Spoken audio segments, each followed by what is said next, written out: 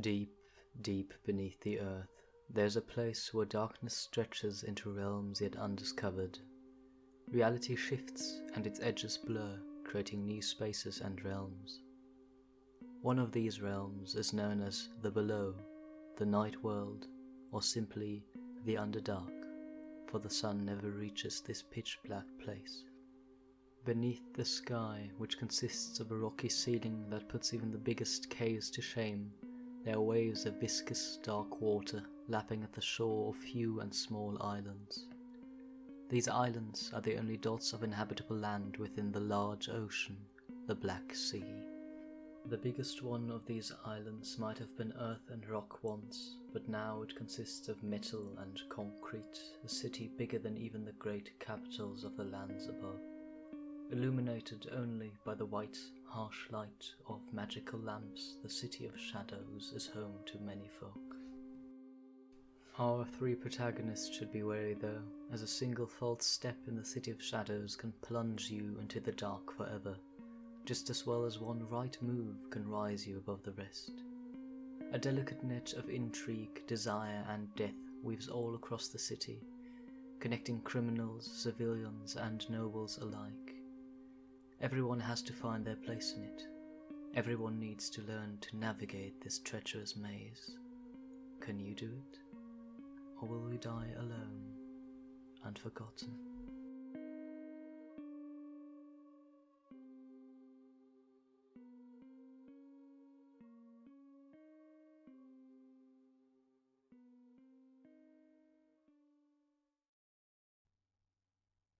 Evening, little dove.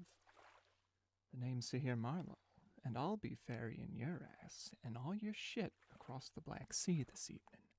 Mind your fingers and toes, keep 'em in the boat, and for Rapta's sake, don't go leaning over the water. See, the waves hide terrible secrets from those that travel the surface, not much unlike Sahani, the City of Shadows, yeah? You see, little dove, there's all sorts of things to discover in the city, if you know where and how to find them. Me? I'm just a gondolier, nothing special. Yeah, that's what I tell everyone, even if they don't believe me. See, I specialize in being ordinary. Been that way for a long time. I grew up in a group home, the old Soft Touch orphanage in the Silk Scarf district. Growing up was tough, yeah. Working in the textile mills, avoiding the gang wars in the streets, hard lessons from the instructors in the home. There wasn't any time to lament our situation, though. Well, not for most of the kids. I might have been upset, but I earned my way out. See, some wealthy madam stopped by the house one afternoon, claiming to be related to me or something. I eyed her suspiciously, went along with it, though. If it meant getting out of the home, I was game. I followed her around for a few days, and one evening, while she was sleeping, I took off with whatever valuables I could carry in my pockets and snuck off. These days, I don't really take valuables off folks, but information. Speaking of which, what's in the cargo, eh? Don't look so worried. I'm harmless. No secret ever passes these lips. Unless the price is right. I've seen you before, I think, lingering on your way past the shop. I'm glad you've come in. The arrangements out front are pale shades of what you find in here. And nothing beats one of our custom creations. A bouquet of my own. You flatter me, but I'll not turn it down. There's a language in flowers, you know. I've made enough lovers' tokens and funeral wreaths to tell you that even without knowing why, people quite often like to tell a story with their choices. A daisy here for innocence, a sprig of gladiolus there for remembrance.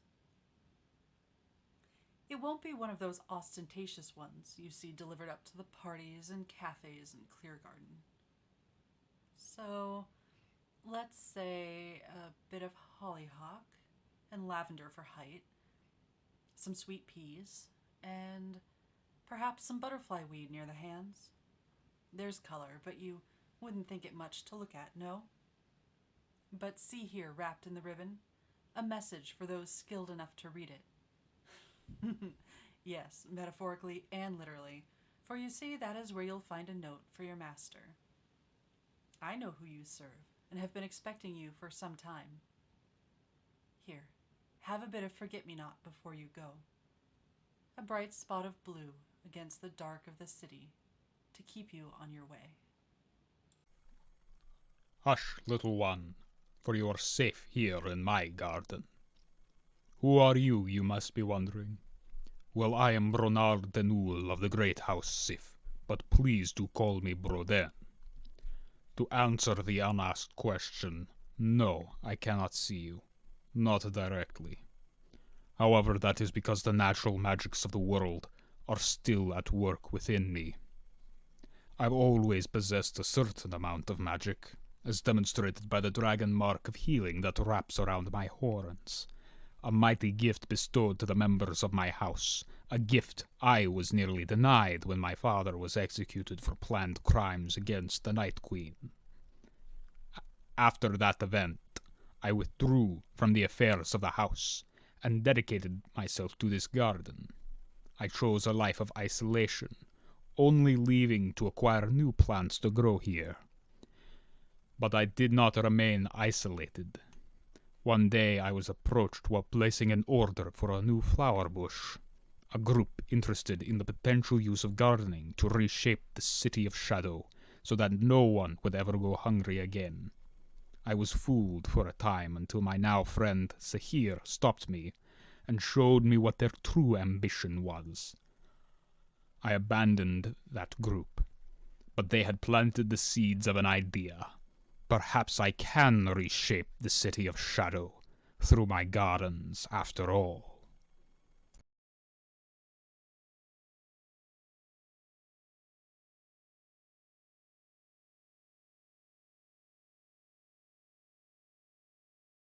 Of City of Shadows. I'm Swapper, I will be your GM today, and with me I have... I don't know why I keep trying, really. Oh right. Hi, I'm Wren. I'm Wren, and I am here to play some D&D with some friends, and I will be playing Sahir, the smarmy gondolier. And directly to my left is... Broden. I'm Raven. I will be playing Broden, and they are a ostentatious Minotaur druid. And I'm Eva. I will be playing Mercy, who is a surprise sorcerer. A surprise sorcerer. That's one of my favorite subclasses, actually. Well, we're almost professionals, people. So, who wants to recap what happened last time? Any takers, or is it going to be me again? It's going to be me again. This is what I get.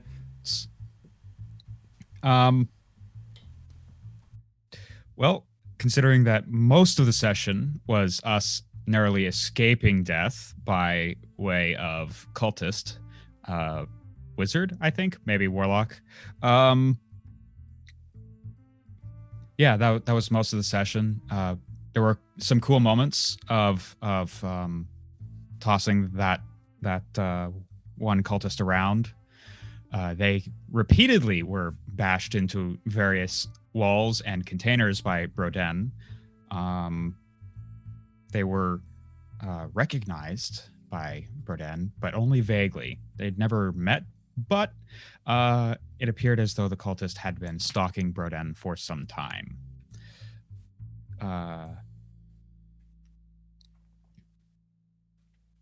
After which we had a long night's rest, at the end of which we had a very awkward morning conversation about what to do next, as we lost several of the vials of seeds, which was the whole purpose of our previous incursion or excursion. And then M went to talk to a Mr. Stefan to learn more about the book that the Mr. Fox had requested be removed from circulation. The books are both magical and not at the same time, and they like to mess with people, is what I wrote down.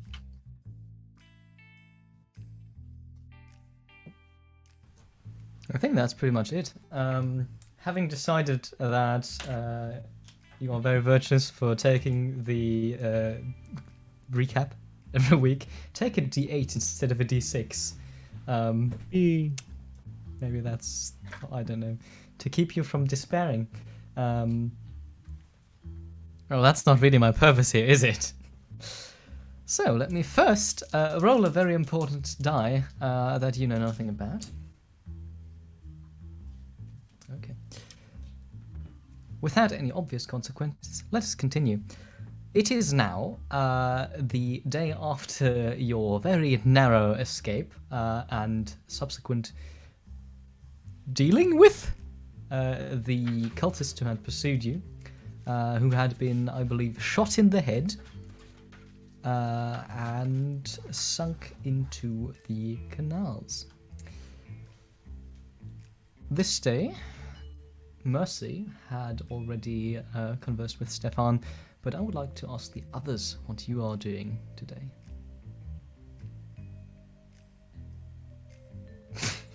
Sorry. So after a particularly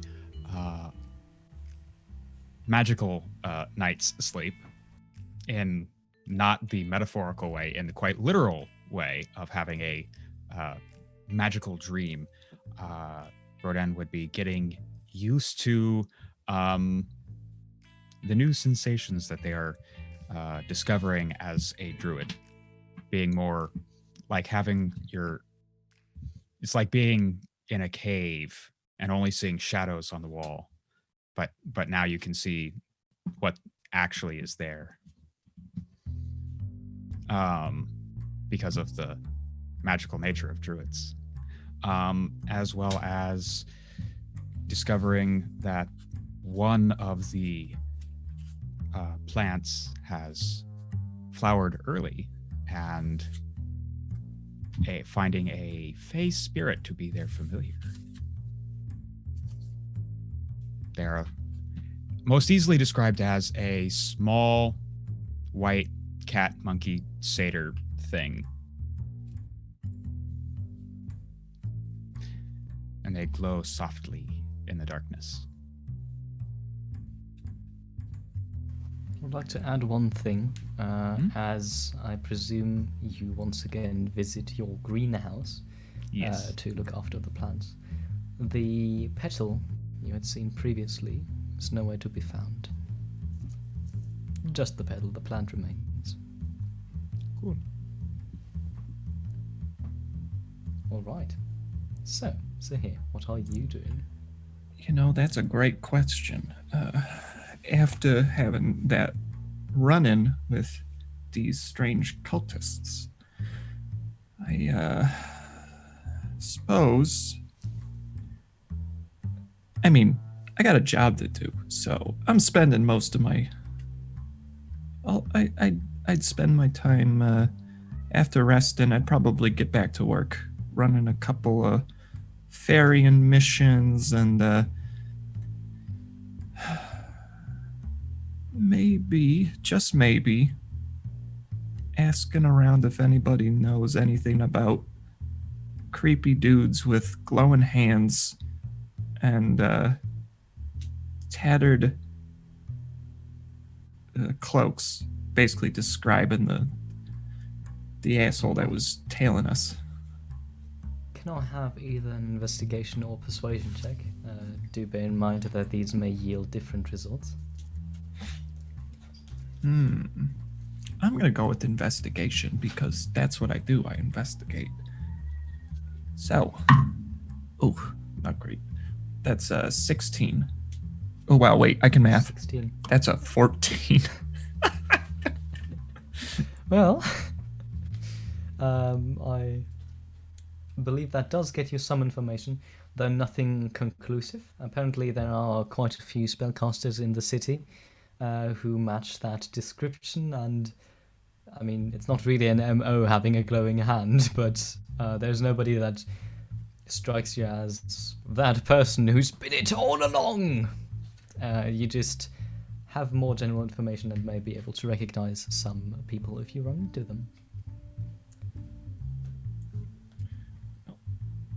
It was a long shot, but I'm just gonna spend my time doing some odd jobs. At the end of the day, where do you return to? I am going home. Home. Interesting. So, the day passes, and oh god, I believe there would be about 6 days until the auction. I may be wrong. That sounds like what you had said last time, so 5 or 6.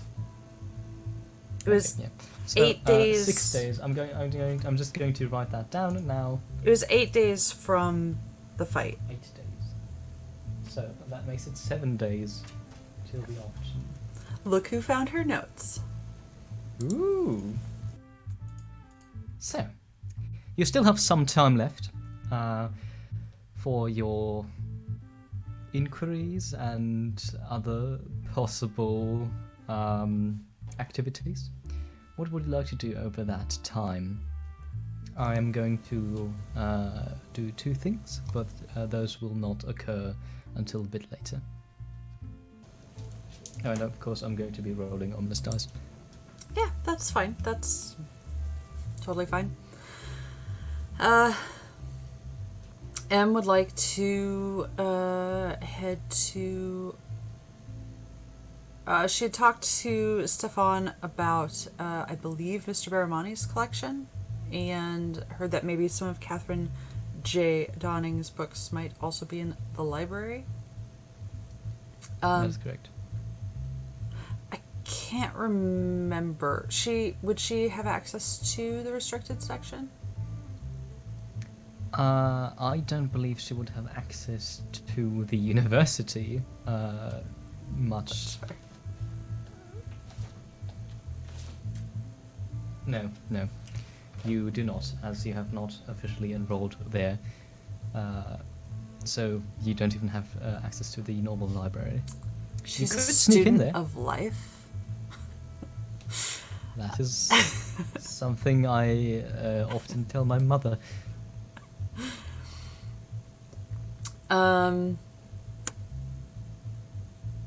She would like to inquire about Mr. Baramani's collection, if possible. Easy To enough. have an idea of what she's dealing with. Easy enough. You would probably get in contact with Stefan, or Stefan would get in contact to you, as he promised, with some notes, which basically just reiterate what he already said, that these books are basically the lottery, just much worse. Not in ways of extortion, just in ways of, being dead or worse. He also assures you that you might be able to lend a book of hers to study it just in a few days, since they do have access to the university, though he doesn't really tell you how or why, but that's probably par for the course. So, apart from that, is there anything else you would like to do? Not at this time. Not at this time. Alright. Broden.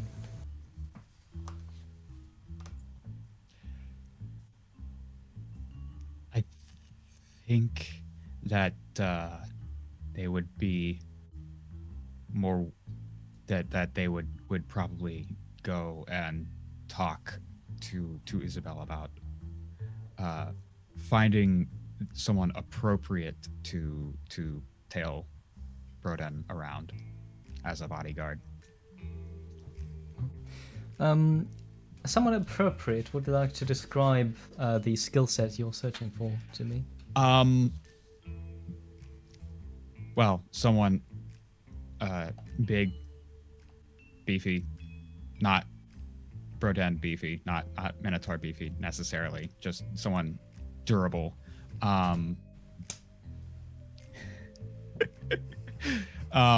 Someone, So big. about that inspiration, Dino. Can take a hit. Yeah. Someone whose personality is more receptive to keeping secrets, but also druidic magic overall. Okay. Like a barbarian or a ranger. That will be arranged, though such a specific individual may be difficult to find. Mm-hmm. Which is shorthand for wait and see. Yes. And Sahir. Well, so we got a little time here. And I'm assuming at some point, you're going to go ahead and tell us about this secret book collection that we're going to help. I'm assuming you want us to help you do this, right?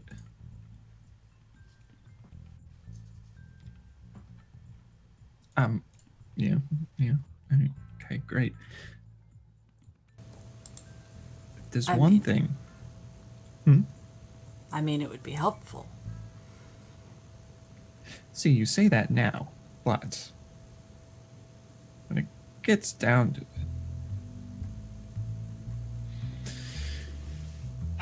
we do have a knack for getting. I think it might be prudent if we know where this auction site is, perhaps, just in case. Because, I mean, is money going to be an issue for this? I mean, if we're just buying it straight out, yes. I would imagine so. If things don't go as planned, it might be smart to scope things out and see where they might be keeping the goods, just in case. Because if we want to make sure they go out of circulation, what better way than to make sure that we wind up with them either way things shake out. My dear Sahir, are you proposing a little illicit sightseeing? Sightseeing? No, I'm proposing a little illicit trespassing and possible breaking and entering. Okay, that was okay. I wouldn't have asked, but if you're offering,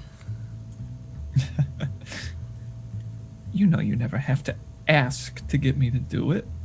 that's true. When are you free?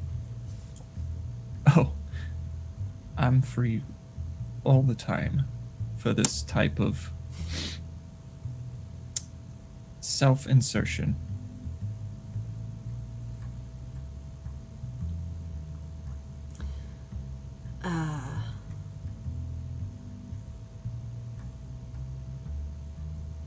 Maybe the night before the auction?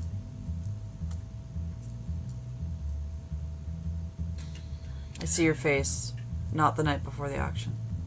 Well, I mean, the night before would probably be a good idea, just in the sense of we might be able to scope out and see exactly where they're keeping things, but at the same time, that's probably also going to be the most guarded time as well, because all the goods will be there. So, I would suggest, or I would think maybe dropping in the next couple days to scope the area out, familiarize ourselves with the layout, and then we can check it out right beforehand when we've got a little more experience under our belts. Know the nooks and crannies to hide in, to dart around in, and, you know, just in general, be prepared for what we might need to do if there are the gods. That sounds pretty well thought out. All right. It's a date. Beautiful. I'll bring a nice bottle of wine.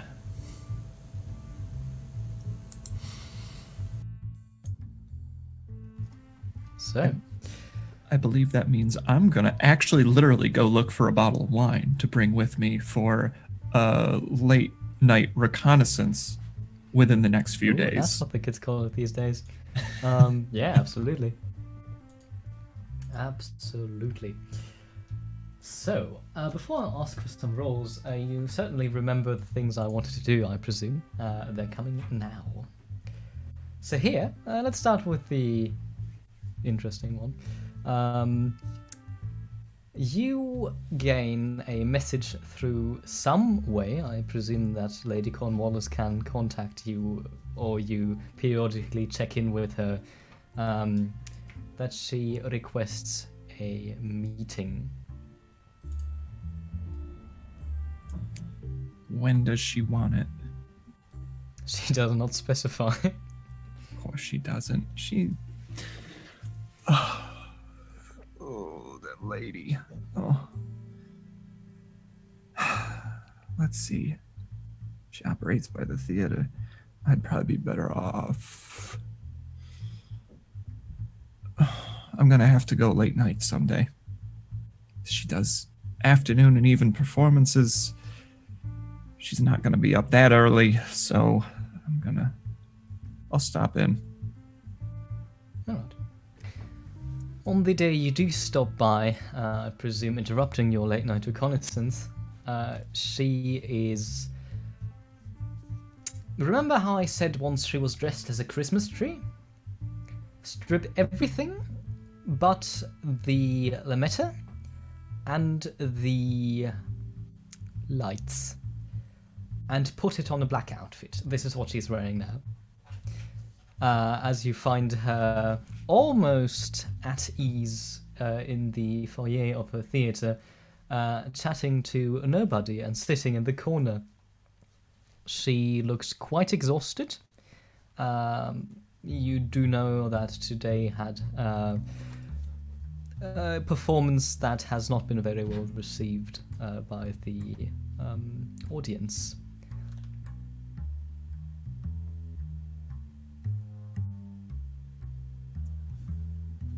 I will approach tentatively.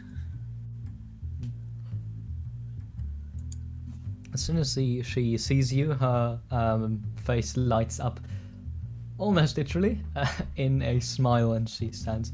Sahir, exactly what a wounded heart needs right now. Come on, darling, I have things to tell you, and you have a promise to fulfill, I believe. Well,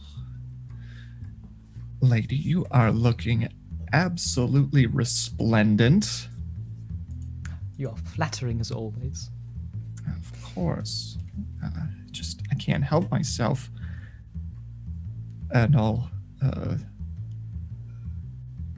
walk in whatever direction, obviously. Maybe offer an arm. Oh, she'll slide her arm in yours.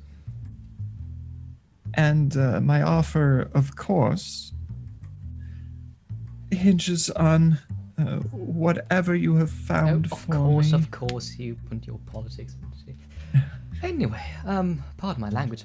Today has been a day. She takes you to the balustrades where you can kind of look down on the foyer, and you begin kind of walking around.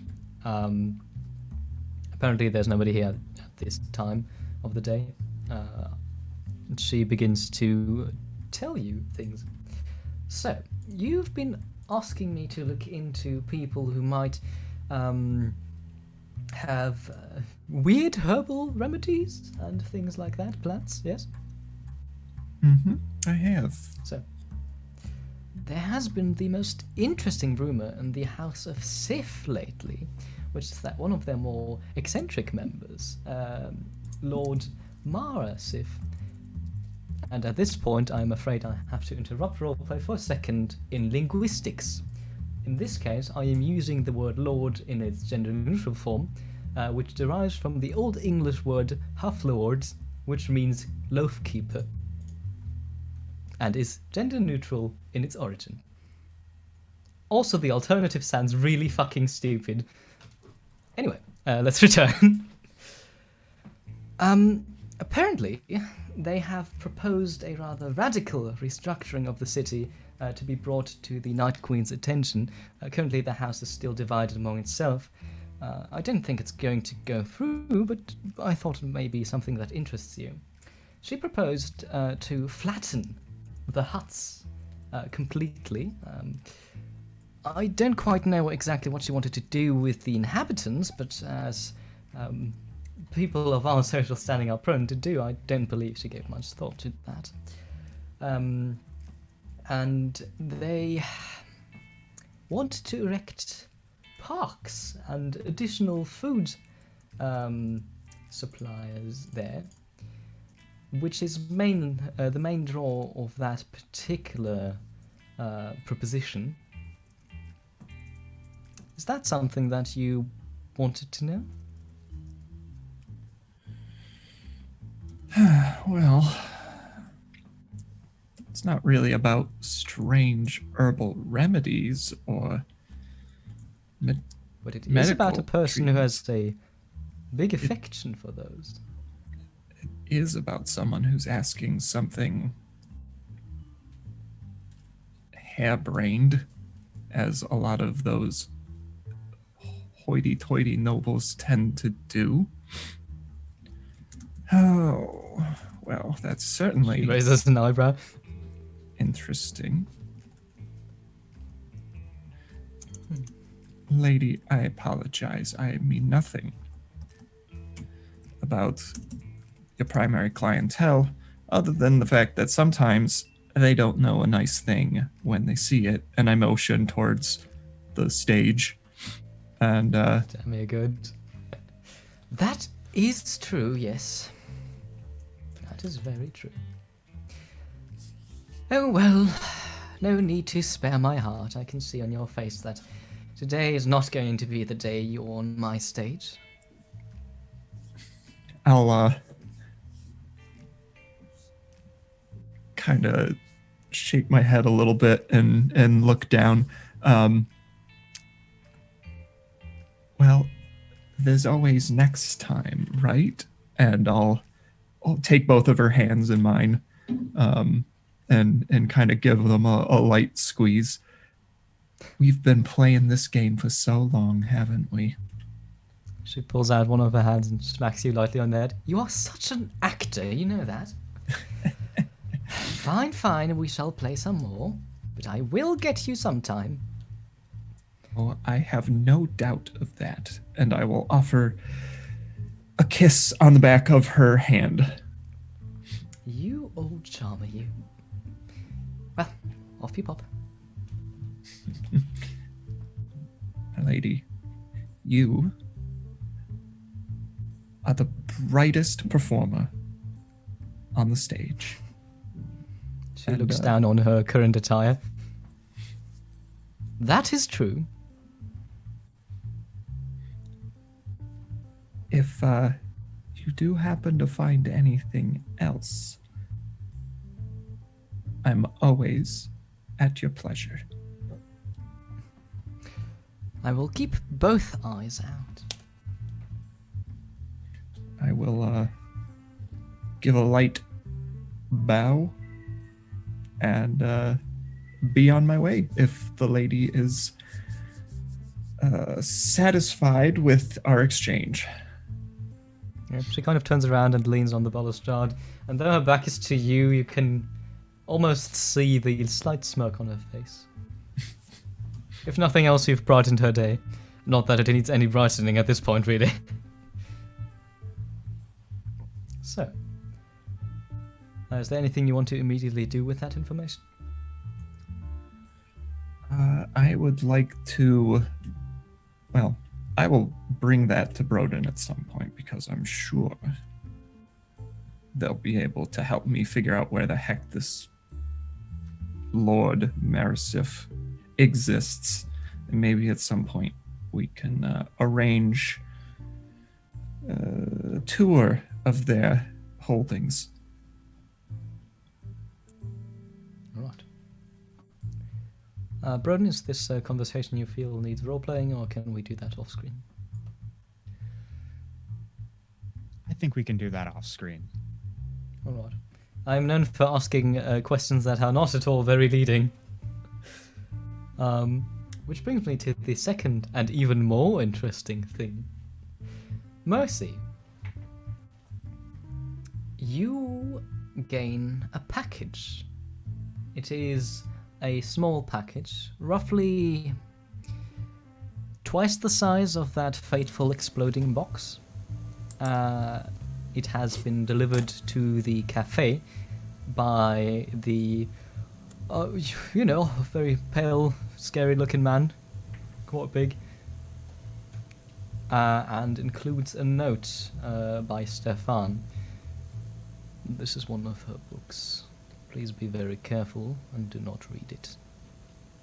We will need that back in a week. I will come to collect it at the cafe.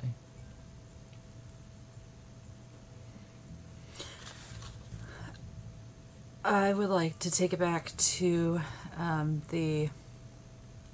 What are we calling it? A safe house at this point? What is that? Just Mercy's house? Her only house.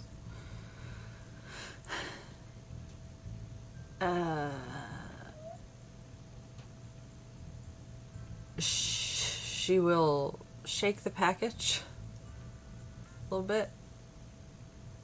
It's roughly rectangular, and it does correspond to a very light book. There are no noises, but for a second you almost feel wind in your hair, though it shouldn't be.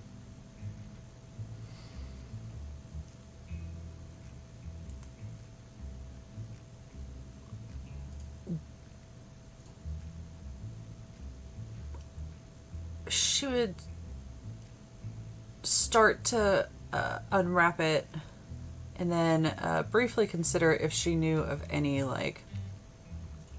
smart ways of handling an item such as this. Does she? Does she? Give me an Arcana check, please. Probably not so much, but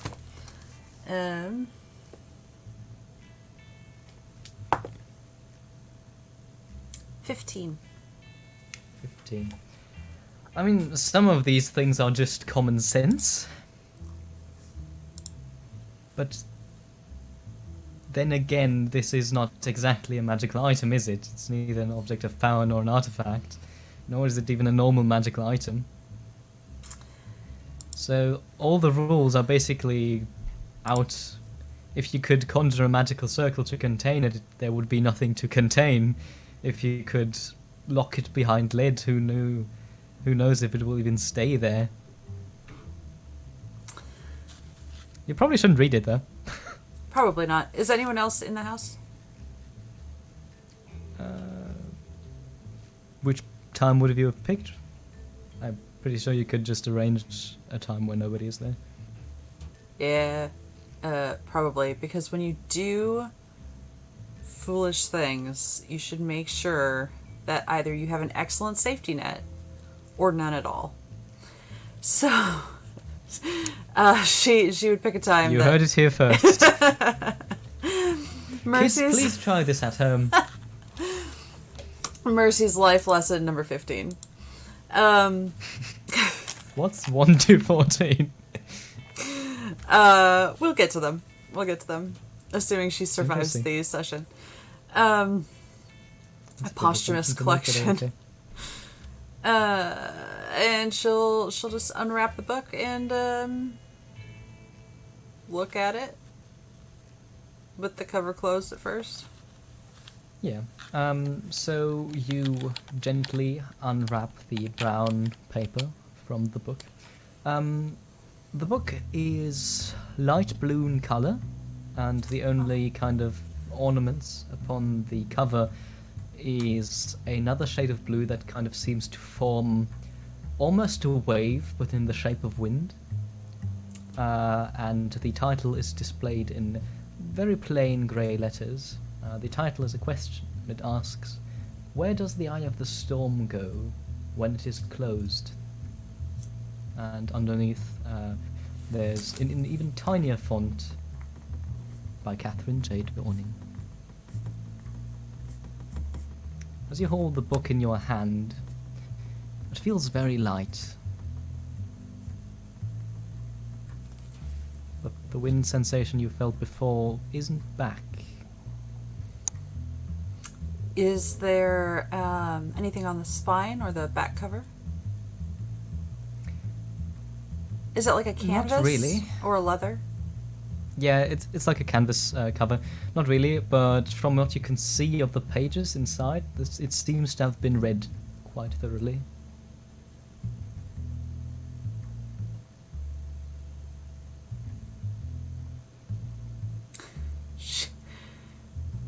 She's gonna sit with that for a few minutes, just kind of looking at it. And it feels just like a normal book when she touches it. Can you give me an insight check, please? Touching magical items is always a good idea. I know. She was supposed to be a rogue. This is not her wheelhouse. Insight is 16 flat. 16. The longer you touch it and the more you look at it, the book seems unassuming. And then you look at it for even longer, your thoughts begin to wander. Now, it has been read by somebody, and there are no splotches or anything. And you are quite comfortable here. The temperature in the room, normally just a few degrees colder than is truly comfortable. It's good at this point. There's an almost warm breeze in the room, and you find your fingers kind of skimming the pages, not looking, of course, and almost lovingly stroking the spine of the book until you realize what you're doing, and like somebody has pulled the wool out from under your eyes, you suddenly are completely aware that this book wants to be read. It is so infinitely unassuming, so incredibly harmless, that it must be the exact opposite of it. I mean,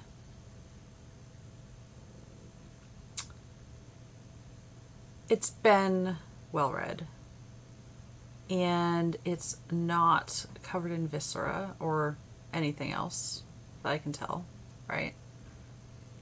Not really, no. What if I just close my eyes and open the cover? Just like the very front cover, not... This would be after a solid amount of time, by the way, not just like 2 minutes in. But like, not even to the title page, that first like blank page. Presumably, I don't know, because my eyes are closed. Like, just testing. Just testing. She didn't go to university. What does she know about the scientific method? Oh, well, if nothing changes... really. Except for that warm breeze, or almost breeze, I should say. It's gone now. The room is cold as ever, and in a way it's comforting.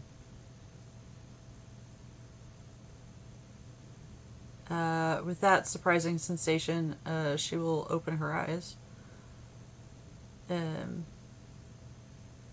Are you looking down? Yeah. Yeah, she would be. The pages are completely blank.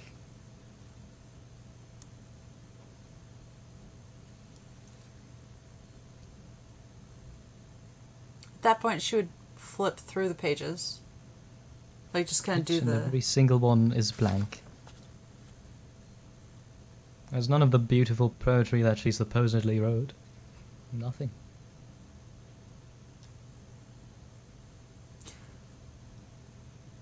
What an amazing... What an amazing scam. You just build up all the hype around these books. You don't even have to write any. You just come up with a very, admittedly, very good title. And you just tell people not to read it. Gods, she's brilliant. Alright. Doesn't explain what Mr. Fox wants. But I'm not even mad. I'm kind of impressed. Just gonna close the cover. Yeah. Assume you just discard the book on like a table or a nightstand or something. Yeah. Okay. Or a nightstand, because that's where books belong. That's where books traditionally go. Yes. I look at my giant tower of books. Sorry. So, is there anything you'd like to do after this surprising revelation that Catherine J. Dawning is apparently just a scam?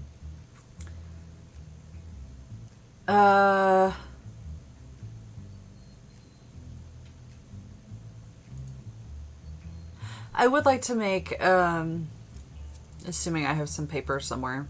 I don't know why I wouldn't. Kind of make a few notes on what I had experienced and, you know, what I thought going in versus, like, what I discovered. But, honestly, she'll probably forget about the warm breeze as soon as she sets everything down and goes down to find food or something. Yeah. So, this night, after you return from your, as you said, illicit sightseeing, you fall into your bed, quite exhausted. Closing your eyes, you drift off into the realm of sleep, where no dreams wait for you. And suddenly, you're woken by a loud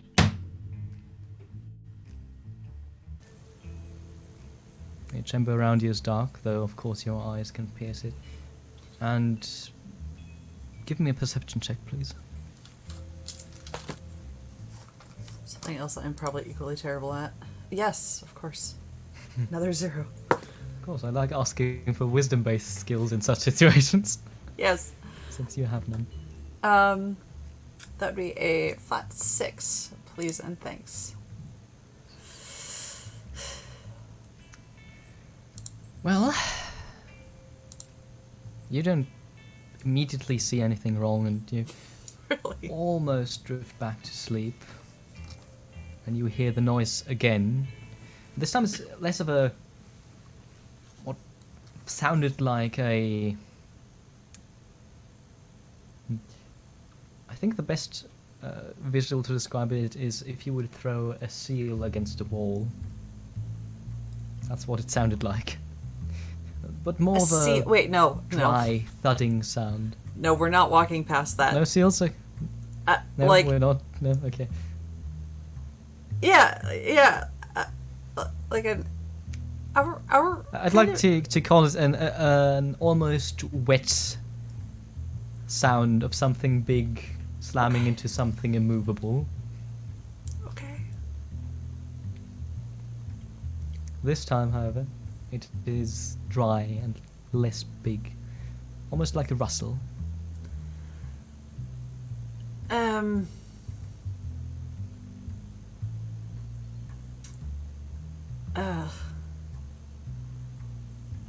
I would like to... And I still don't see anything. Not really, no, though the noise seems to come somewhere from your right. Which makes sense since, you know, there's a wall to your left. Unless, of course, Mercy's an absolute psychopath who sleeps in the middle of the room. No. There are a few people who scare me. but Nope, definitely sleeps next to the wall. um, she would light a candle, I suppose. alright.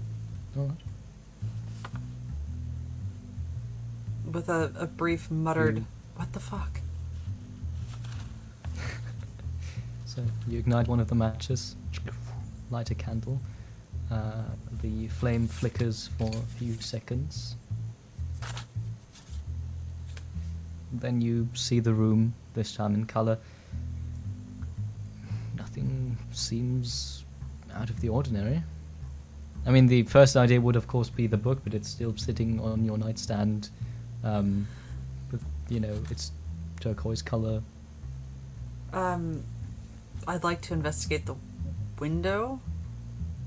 Is that in the general direction of the noise? Yeah. The window is closed, and you can't see anything outside. Your eyes flicker back to the candle, which is still moving. Or rather, the flame is. The door's closed. The window is closed. Is the window locked? I would have generally left it locked. It would be, yes. Okay. That's fine then. Wow, really don't like the whole wet slamming sound concept. That's not going to go away for a while. As you think about that, there's a third noise. This time, imagine sharp teeth scraping across wood. It is coming from the book. Well, ugh. That was a good one. Thank you. I lie awake at night trying to imagine horrifying sounds. Yeah. Great, thanks. At least it's not coming from under the bed. She will come back to the book and kind of stroke the cover, not like just like touch it. Just I'm kind of trying like, to calm the book. it's okay, go back to sleep. No. Oh god. She will sing it a lullaby and they'll both go back to sleep. Just to kind of reassure herself that she's awake, like by touching something. And The texture is very smooth under your hands. Almost smoother than it has been before. And now you notice that the book hasn't always been this vibrant in color.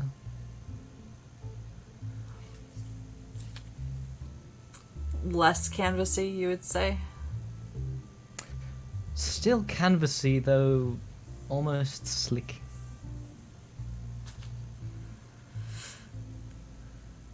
And when she opens it, The first page displays words. Where do you go when your eyes are closed?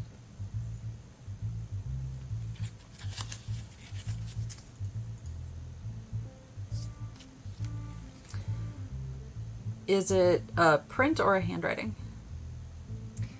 It's handwriting.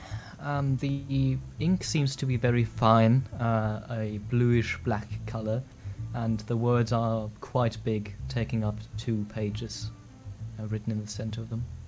The handwriting is very pretty.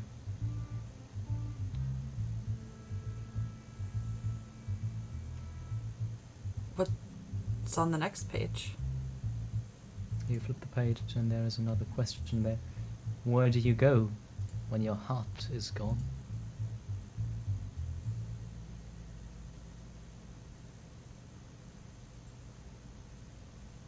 And the third page? 6th. Where do you go when your mind is blank?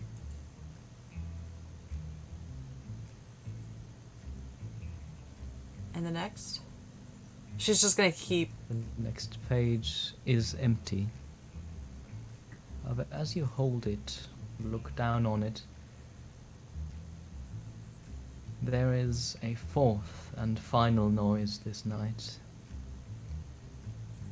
It's a gentle noise, though not less horrifying. Imagine a tree being pulled out of its bark, but instead of bark, there is skin.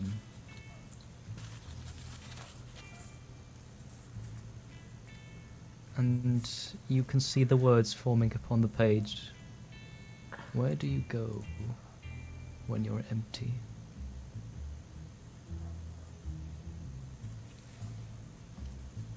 Yep.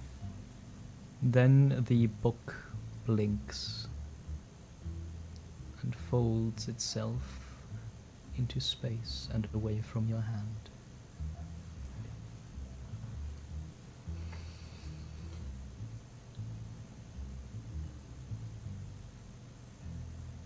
Well, fuck.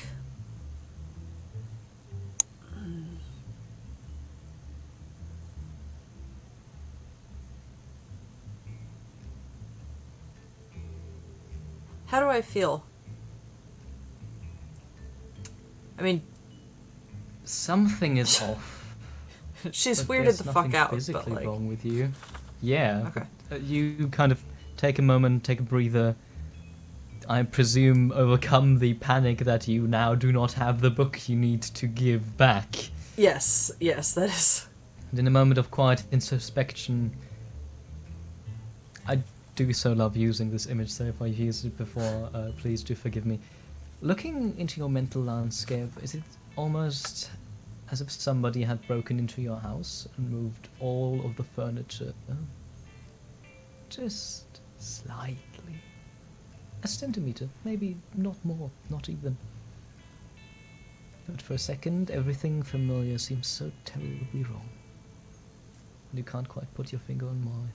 Almost if somebody had moved a plant or something. Almost as if. She's going to get back into bed, pull the covers up close, blow out the candle, and probably not go back to sleep. Instead you lie awake. Listen to the thoughts that won't come. Listen to something hollow inside. It is in the early hours of the morning when the lights from outside, from the lamps on the street, begin to kind of dimly filter through the window. And you know something has been taken from you. Something you can probably never get back.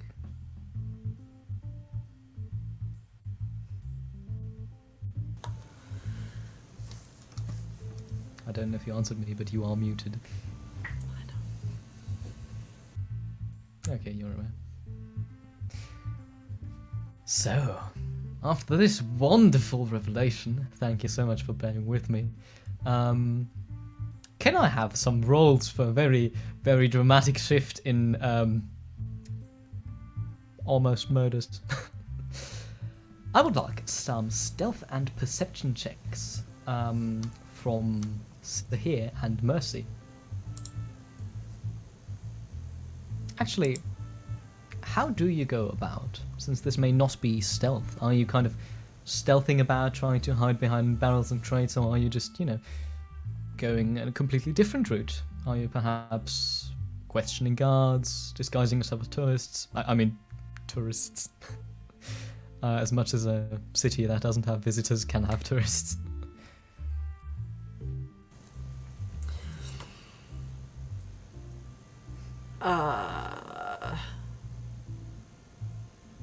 I would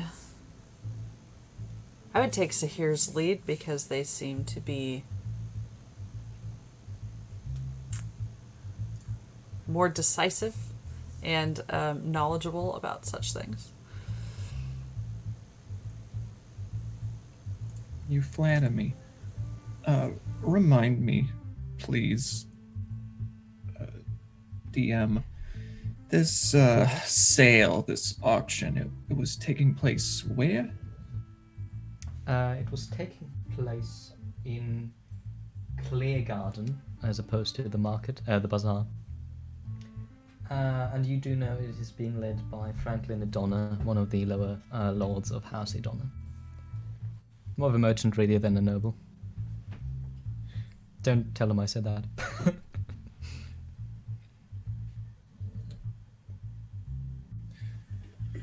So, if you're asking that, there would be enough cafes and other establishments close by. It's not a warehouse per se. Imagine an abandoned theatre almost, with all the seats ripped out, and instead just a nice wooden hall. The stage almost left without modifications. The outside is quite pretty too, though a bit dated, and it is on the outskirts of Clay Garden to the Owlwood district, which is why probably the theatre did not survive, and instead got turned into whatever it is now. How close to the canals would this location be? In Zahani, there is never a location that is not close to the canals. Well, that's good Except, to know. of course, for the Obsidian Palace. Yeah, they just got a death moat, right? Okay. They've got an entire ocean. A death ocean. A death ocean. I am thinking this noble house, they probably have deliveries to this place occasionally. And I probably know, hopefully, if there were any particular gondoliers that run these routes and might have contact with the house as like regulars. Give me an investigation check, please. Let's see how well you're connected. You won't have advantage since your regular routes are quite far away from Clear Garden, I presume. 25. Forget everything I said. Yeah, you do know some people who, you know, just a few names of friends, acquaintances maybe, that do run some of the package delivery here. Of course, nothing too expensive. That's handled by special couriers provided by House Leonid. I say provided, bought from House Leonid. But you know, even something like that needs deliveries of usual resources, wood, and so on and so forth. Okay, here's the plan. And I'm just kind of like running through this before we actually like get ready to depart. I know a couple names of acquaintances that tend to get tagged to run jobs for the family that is holding this event. And I'm thinking the easiest way to slip in is to pull up to the dock and say we're here to scope out the delivery for the materials on behalf of one of these people, because they've come down with a little case of the sniffles and they're unable to do it themselves. And so they need someone else to run the delivery for them, and yada yada, gotta get acquainted with the blah blah blah blah. So rather than sneaking around, we go with a completely legitimate excuse. Savvy?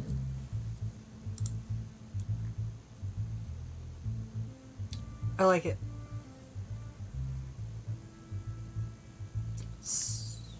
So, what that means is we're gonna pull up. Don't start that because I've not. What's the matter? You not been sleeping? No, Why not? I don't know. Just things are weird, you know. Things are always weird. I know.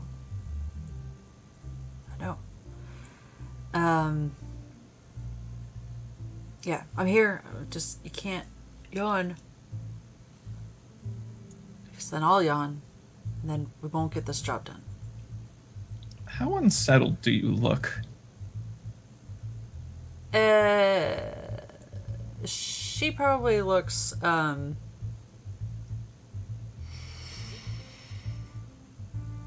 slightly off. I mean, her hair's probably done, but not like. Oh no, character bleed. Probably not as neatly done as usual, but like an effort was still made. Her makeup is probably not quite as sharp as usual, but still. But she's a level of tired where like she just like isn't even trying to like conceal any of that. It's just she knows she looks tired. It's fine.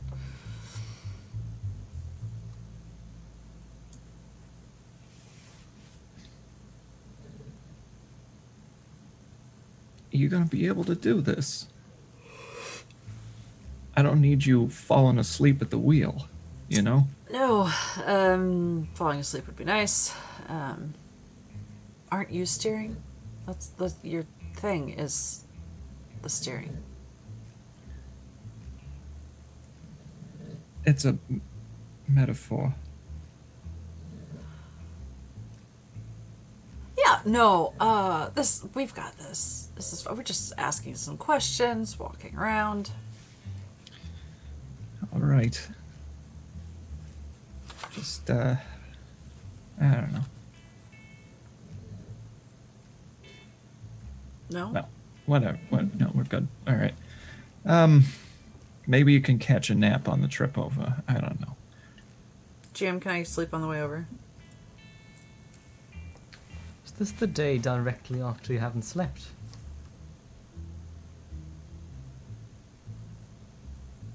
Probably because we were talking about going a few days before. Then you do have one level of exhaustion. Dope.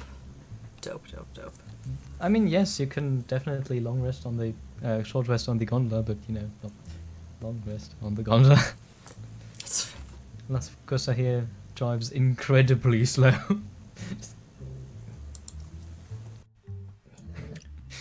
I mean, I could. You could, but would you? Considering I'm running a job that's dangerous, and I need to make sure that my accomplice isn't going to be foggy of mind when we're trying to trick people, I will probably take the long, slow way. Oh, incredibly generous of you.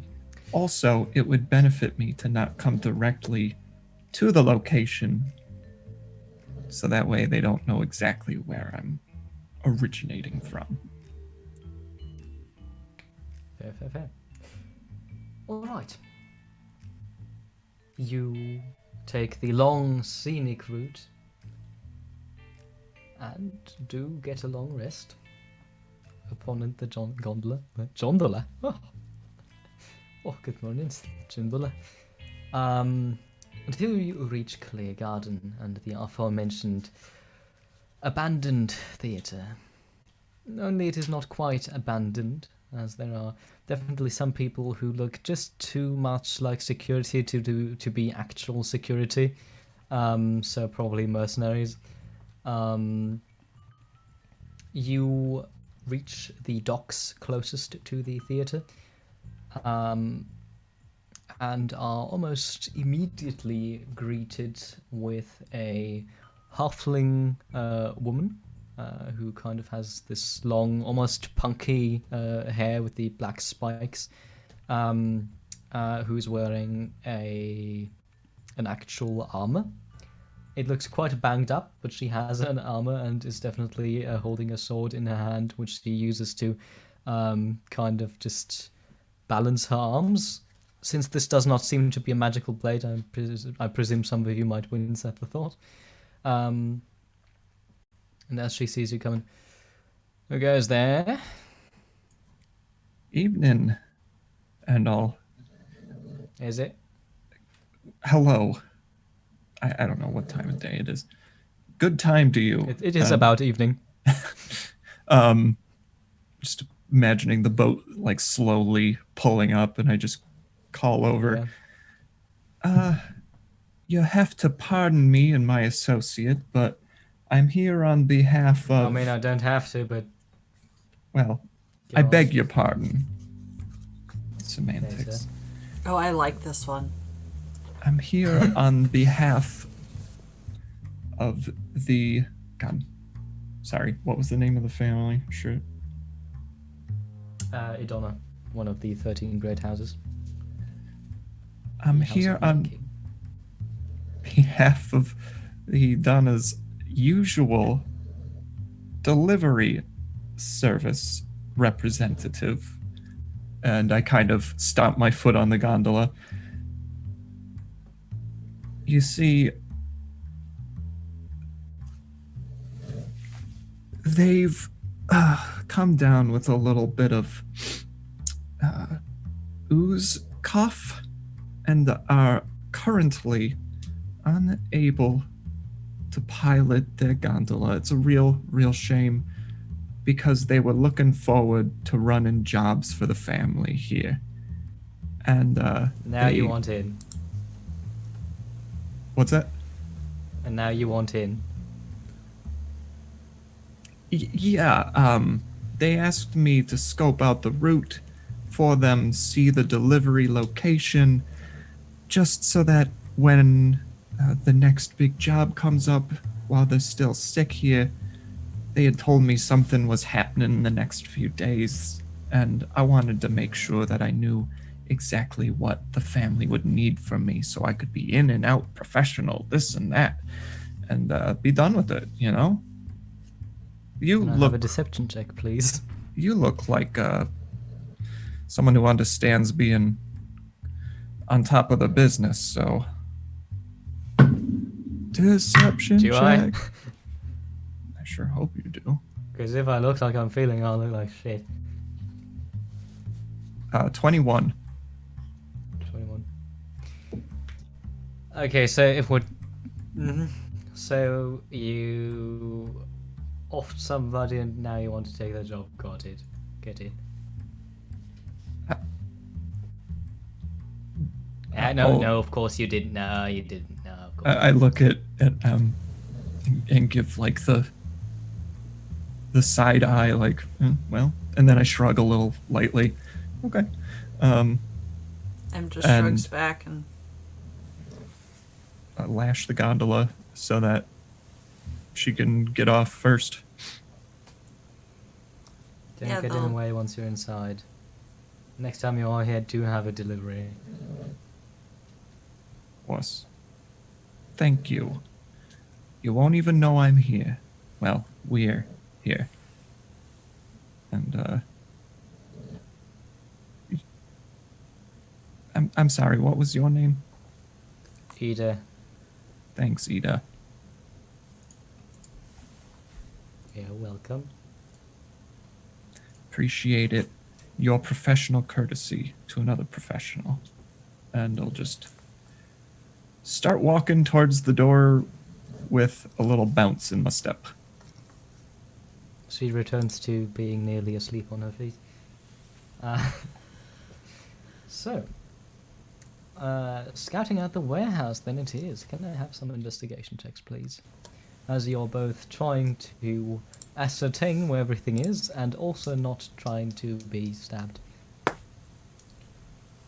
Sorry, I meant discovered. that's a 1. Oh, It's this just is a a- bust. It's disadvantage, total? right? No, it's not. For It's exhaustion? just you have to make a check to ascertain where the fuck everything is because you don't have free reign of the building. No, Once no, you're I- in it, it's not terribly difficult. What? Am I not still so- exhausted? You took a long No, you took a long rest. Oh, I thought you said short rest. Okay. No. Then it's 13. That's a bit better. So here, 15. what I'm did you doing -1 instead of +1. It's 15. God, okay. It's getting better and better. I know, I don't know what I'm doing here. Well, I rolled poorly, regardless. I have a 4 total. Kind of expect the next sentence to be I have only a 27 or something like that. But you said investigation? Investigation, yes. Oh, I rolled a 2, so I have 8. And if anyone does ask, I'm ready to say, Ida gave me the clearance to be in here. People do ask, and as soon as you drop her name, they don't immediately shrug and go, but they just give each other this knowing look and go on with their life. For 13, you do not get things like guard routes or positions. You do 15. 15 total. Okay, that changes things. There is one guard you definitely know the position of.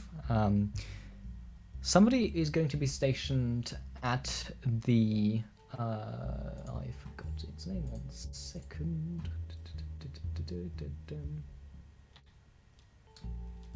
Safe room. Where they lock away the items until they're being delivered or sold. Sometimes the items are small enough to just be pocketed, but you do see some items that are sold over the next week. Since this is not just an auction house for one auction, this has many of them. Things like statues and so on and so forth have to be individually delivered. And in front of that door, there is always one guard. There are no windows. So that might be a problem. You do know that there are other guards around, but you can't quite ascertain their routes and positions on that night.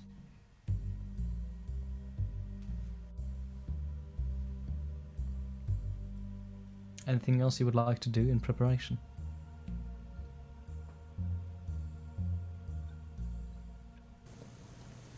Do we have a good enough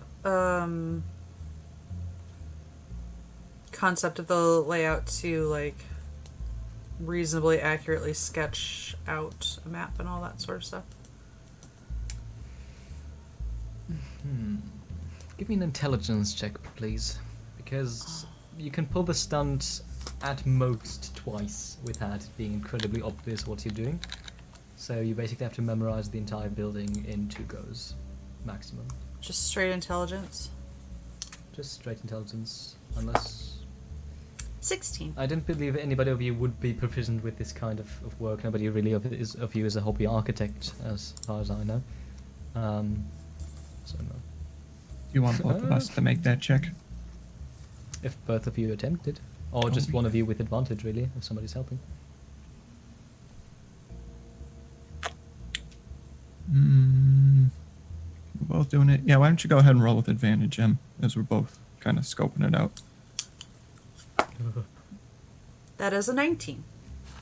Thanks. Oh, indeed. Good helping. You don't have all the rooms, but you've got the important ones. You've got the halls, you've got the safe room, you've got the backstage area, and the most importantly, you do gain some insight into the delivery system, where both the goods are delivered to and when they're brought from the auction house to somewhere else. Especially important is the route that people take between the safe room and almost said the garage. It's just basically a... No, it really is basically a garage made of wood. It's a heavy-duty door with some heavy locks there, which basically are connected to the safe room through a corridor. And from the safe room to the garage, they then bring the items, pay drivers, which always seem to be already known to these people, so there's some sort of familiarity there, and then drop off the items.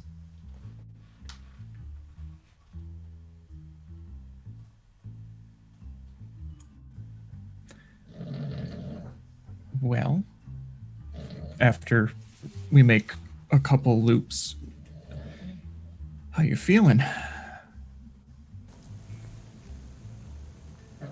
Better. Yeah. Better. Yep. I feel good about this. Probably shouldn't say that out loud. Probably shouldn't say that about anything. But dang it. We'll remember this. That nap was, yeah, helpful. Thank you. Oh, I just meant about scoping things out. I don't. Oh yeah, I was trying to be a little more discreet about that, but sure, yeah, scoping things out is going super well. Just imagine like two workers behind you. What did they say? They said something about scoping out. Oh, then. No. I presume your characters are smart enough to have this conversation somewhere where they can't be eavesdropped on. Only eavesdropping you if you specifically are in locations that would be stupid. How do you feel about casing this joint? Did somebody say a joint? I love committing felonies. Oh, you too. When, Sorry. well, good. Do you, Great. I suppose we can talk details later, but I think we've got a good lay of the land. The warehouse. For delivery of required goods. Yes. And, all right, let's get the hell out of here. Our new employers. Yeah. All right. So, before we go into break, I would like to ask you to, if there's anything you want to finish as to staking out the joint, as to preparing anything in the building itself, because this will be probably the last time you are allowed to enter here without being incredibly suspicious about it. So if there's anything you want to do or prepare, now is your chance. The auction itself is at this point 5 days away.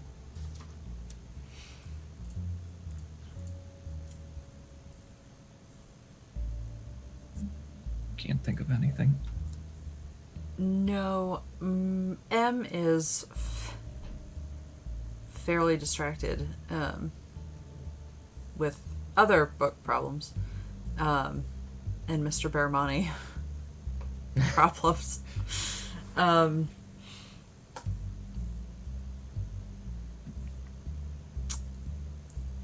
GM, Yes. is there... Oh, what's his name? She would like to ask her... Oh, baby, what's your name? Her cafe friend, the hot one. Sid. Sid. Sid or Sif? Wait. Yeah, Sid. I think Sid. Yeah. If there is a unless she already knows, like a bookshop or a book bindery or anything in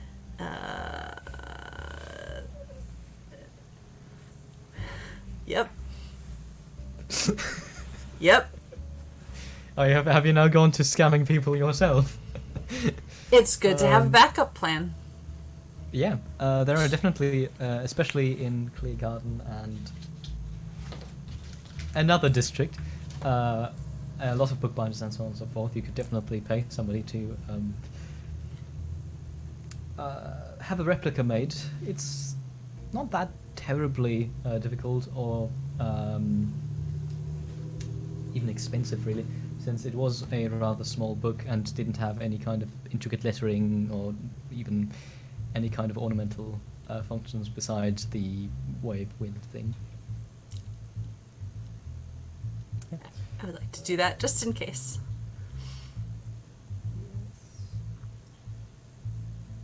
It is the bazaar. I was like, is it the bazaar? That seems too easy. No, it is the bazaar. Yeah, you can have that made for...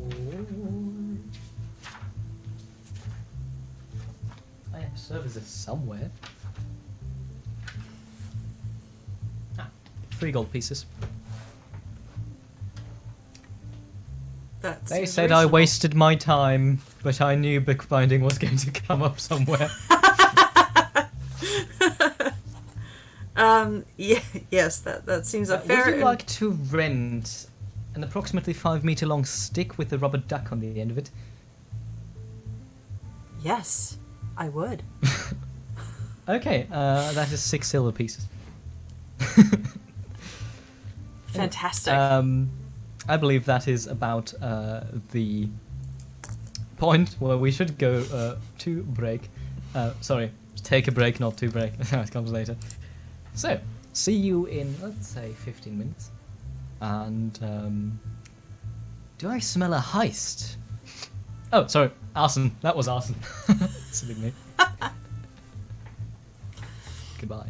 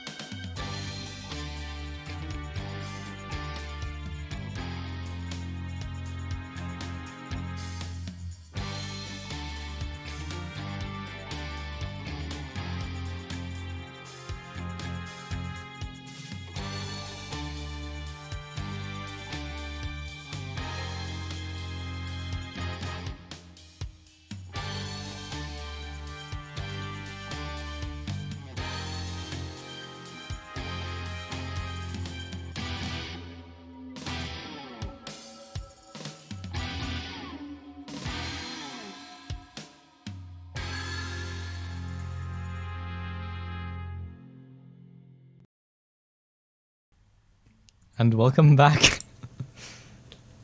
So, having staked out, yes, we're jumping right back in. Having staked out the locale, is there anything else you would like to do in preparation? I see your head shaking. Have a nice breakfast. Shaking. How dare you? Nice breakfast. Fine, I shall allow it. So, you have a nice breakfast. There are still 4 days remaining. Just to refresh the memory. Are you going to use those 4 days or let them pass? That sounds very judgmental. You know what I mean. Anything within these 4 days you would like to do? Or do you just, be human and have a break? A break. That was more the like human. Oh. None of us are. No, once again. There's a god in this setting called Humor, who represents all thinking individuals, who was named exactly that way because humans. Ha! The power of being a GM. Fantastic. I just want breakfast, please and thank you. Breakfast, okay. So, For let every me roll meal. things and look at it. This is them rolling to see if you can have a good meal without being interrupted. Ooh. I was just about to say, is this Swapper rolling on the breakfast chart? Yes, indeed. No. Fuck, I need breakfast start. You have a good meal. And that's the last meal you'll... No. On the day itself, what is your plan? What have you, I presume, beforehand discussed? What is your plan of action?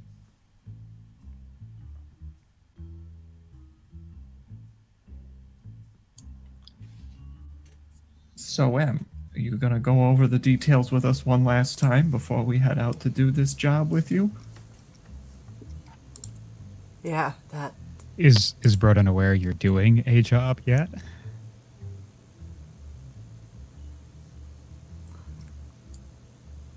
Broden. Has Cover- Em not said anything? Cover your ears. This is. You don't want to know. You don't want me to... Okay. The thing is,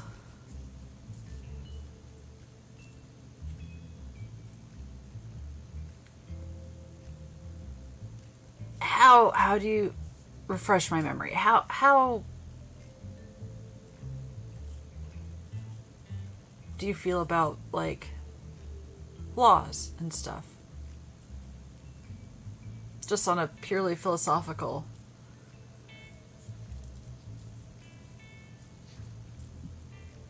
I feel there should be a balance between order and chaos. Oh, sure. Yeah. What about, like, trespassing? I wouldn't say trespass. I would say unconventional scenic routes. Some here, she'll gesture to Sahir, would say trespassing. As has come up in philosophical discussions. I also like breaking and entering. That's true. I apologize. I forgot that part.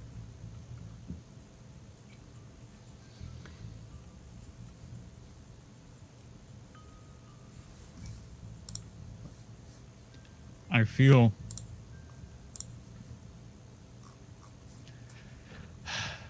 You're really going to put me on the alignment chart here. I feel... Oh, okay. Instance should be judged by its own merits. Okay, say there's this thing. It's like really super dangerous, probably. Mm-hmm. Probably. Probably. Like the seeds, maybe, right? Mm-hmm. And maybe it was going to end up possibly in the hands of people who would abuse it. Or maybe it could hurt some people. Mm-hmm. And maybe there was a locked door between it and people, theoretically, who would make it not fall into those hands. Mm-hmm. Go on.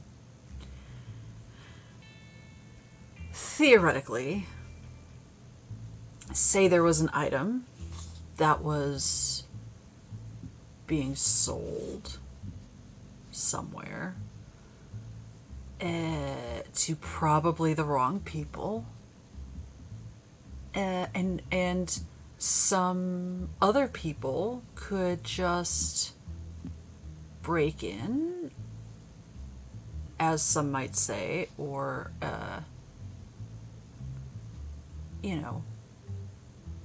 liberate it, destroy it so that nothing happens to anyone.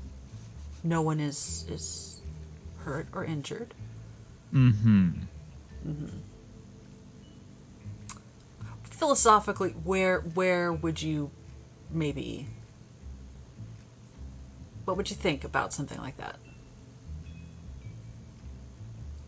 Keeping in mind it's very similar to the seed situation, if you think about it. It depends on who's selling and who's buying, I suppose. Philosophically speaking, of course. Philosophically speaking, you wouldn't know who was buying until they bought it. And at that point, who knows what they could do with it.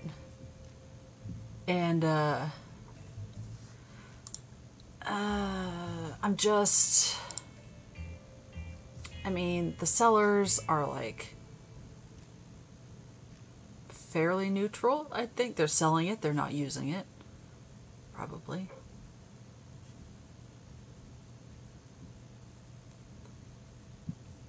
It's fine. You know, we can just... So, philosophically speaking, who would you be confiscating this item from? Do you want to steal a book from an auction house with us?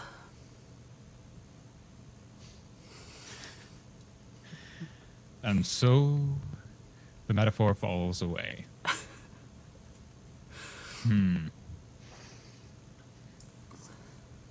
Books can be dangerous things in the wrong hands. They can be dangerous things in the right hands. It's... true. I thought you were going to say something else.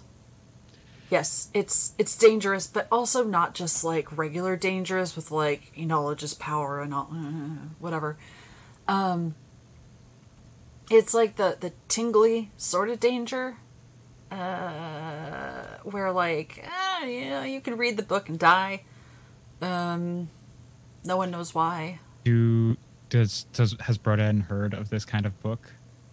Do you want me to make like some sort of Arcana check? History would be the more appropriate. Prudent. Yeah.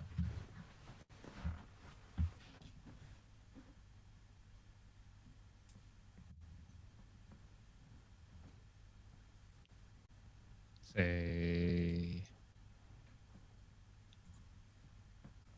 history. Oh, neither plus nor negative. So that's a 13. You wouldn't have heard of it, no?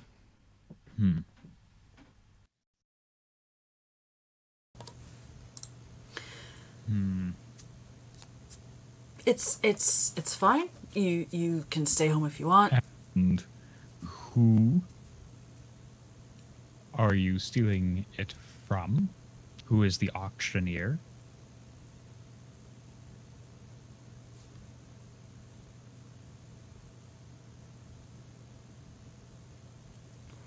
I don't think you understand my note system, in which I have a lot of details about your hot drow guard, Isabella. Going to be honest, It's the estate of someone, I believe, who has recently passed. So... Player to player, it's a lesser noble of the house Idana. That is the person who's actually making the sale. Oh, yeah, that's in my notes from today. Ha, thank you. The good news is Mercy's kind of a mess, so she's focused on the here and now.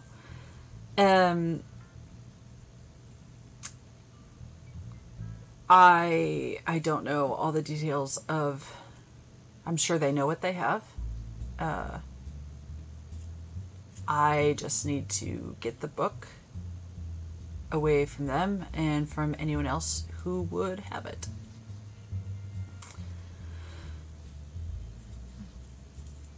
Which does not sound like a terrible idea to me at this point for a number of reasons.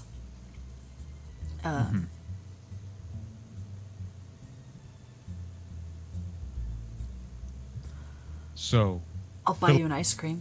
King.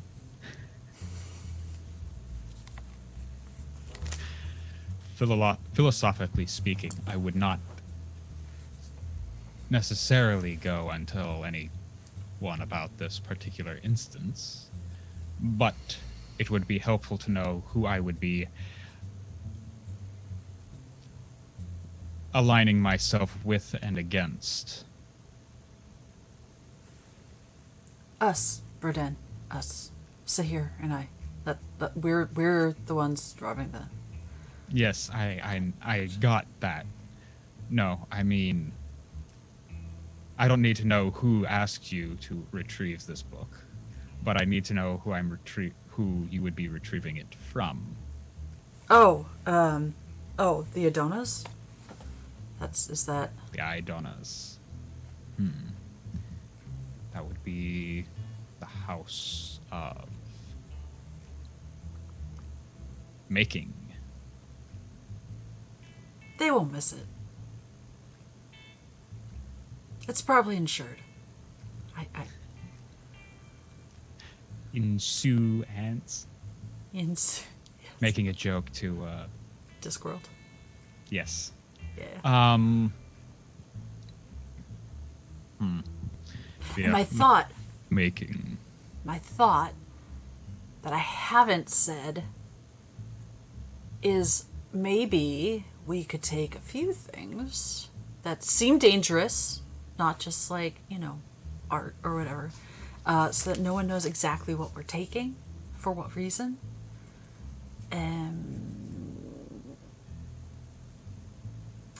Makes it sound a bit more like smash and grab.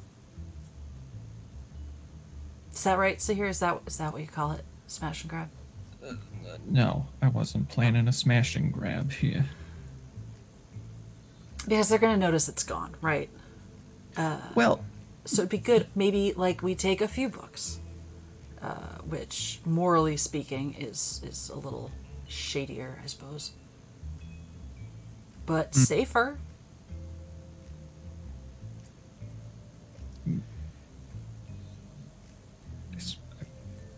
I guess I don't quite follow that.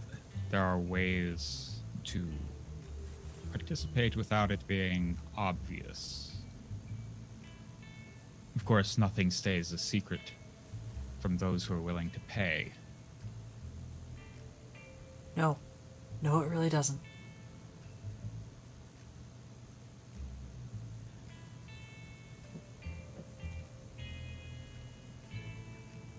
What? Okay. What are you thinking?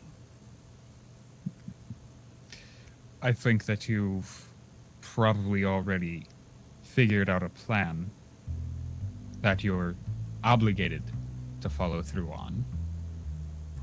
I figure that, like, the package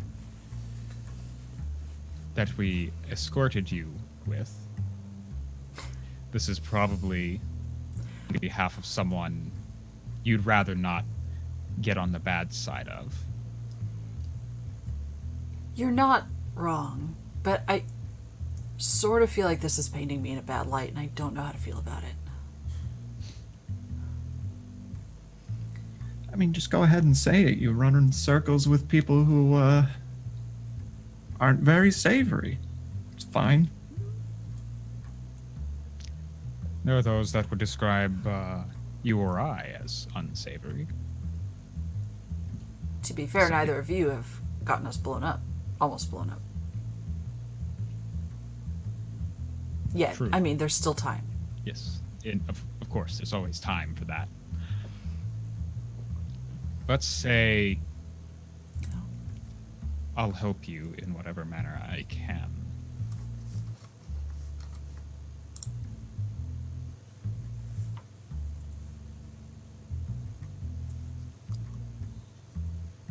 This is good. This is good. That means, wait. I'll lean in towards Broden. Any manner? There are some limits. If you need to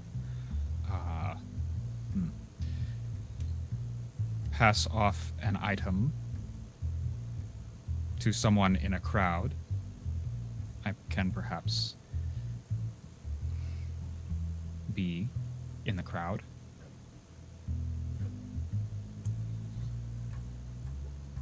How do you feel about spending money?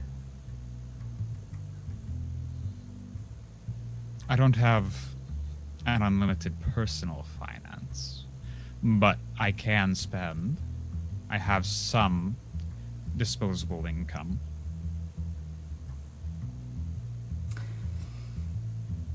I won't lie. I've considered that. As much as I hate asking you for funds of any sort.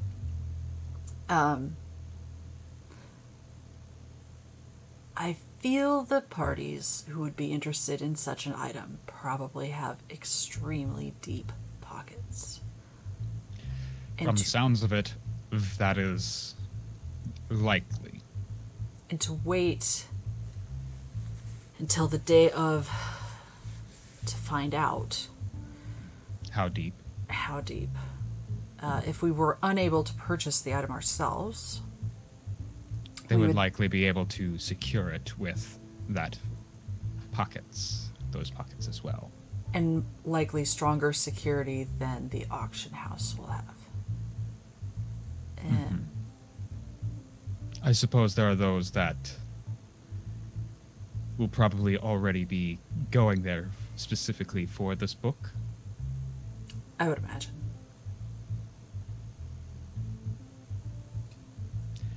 Individuals that your employer would prefer not to get it. Earmuffs, Broden. Earmuffs. Sahir, we could just burn it. I mean, the whole building? No, I mean, there's a risk. But I just need the book gone. It doesn't need to ever leave the building.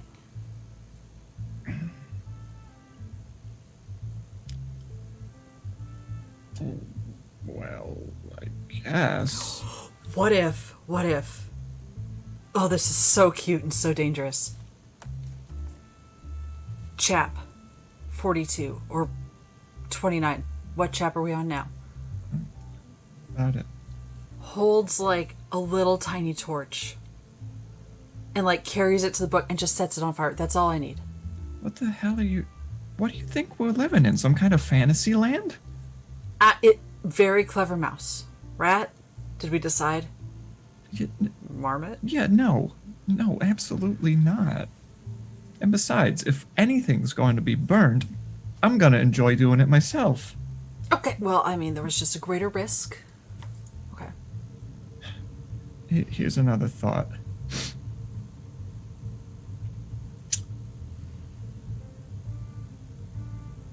We can steal the book, and rather than burn it, we could just drop it in the canal. It worked with the seeds. Why can't it work with the book? The canal consumes all.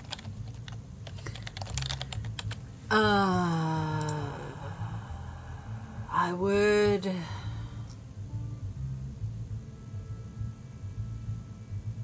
And I'll tug on Broden's sleeve. Earmuffs off. I mean, you're not wrong. Mm-hmm.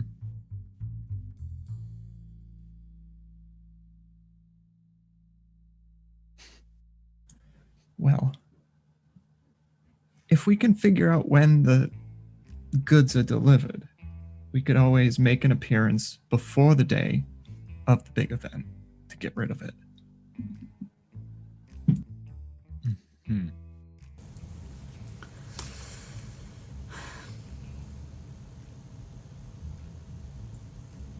All right. The canal's not a terrible idea. It is kind of fitting, kind of poetic, if you will. I just feel like it's harder to actually remove it from... The building, Yeah. without being caught. I'm not opposed. Well, you just leave that to me. Right? That's my specialty. Sorry, I was distracted by this... What? Let me do the nicking. Yeah, all right. That's how we met, after all. You're not wrong.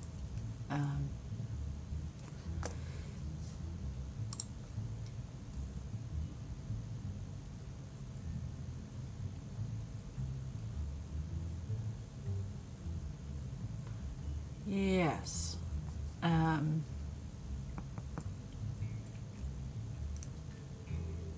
When are we thinking of doing this? The night before? Day, night, whatever. Whenever the guards are, maybe at a changing of shift. Or something. Yeah, maybe something early morning. Late night, that weird time frame. I like to imagine that at some point during this conversation, my new familiar strolls through the area.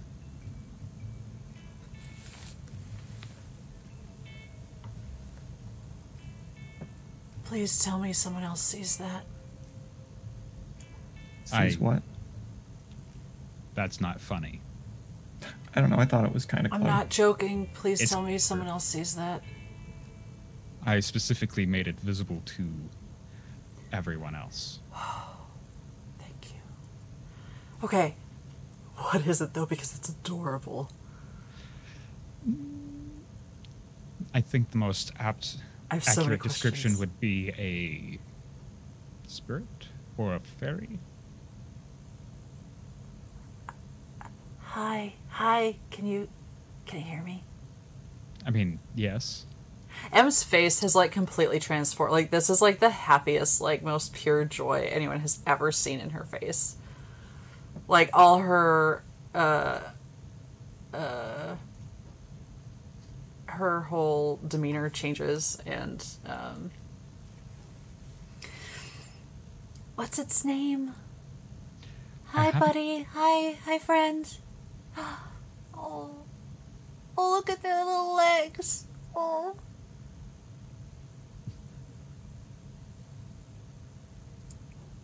What are you doing?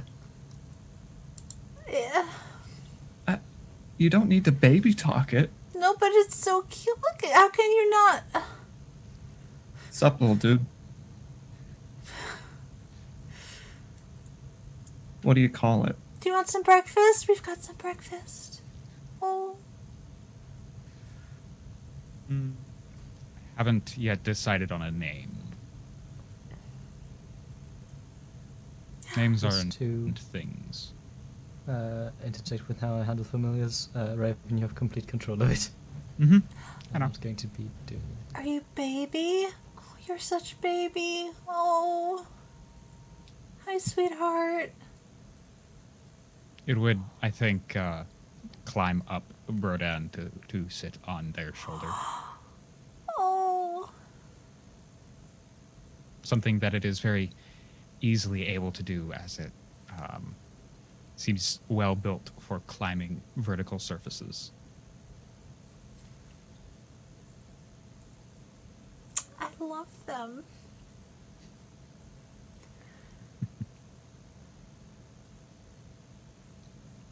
Again, for the sake of description, it's sort of a mixture of a cat monkey satyr thingy with pure white fur, bright blue eyes, and large floppy ears. And it does softly glow, not like enough to spread light around, but enough to be easily visible in the dark.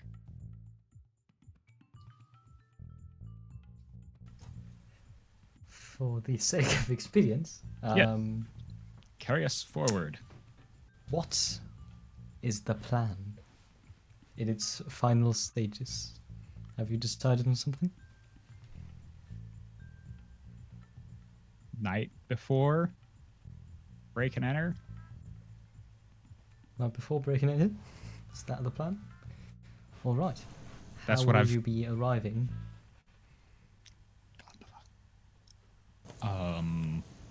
Separately, together? Question mark. Carefully. Carefully, certainly. All good Quiet suggestions. like. Careful, Hold on. quiet like. Are we arriving together? Arriving separately? Each doing our separate jobs? Feel like I almost want to say, oh, I should arrive via water. The two of you should arrive via land. All right. Are we meeting up Right. before we start? Are we meeting up after we start?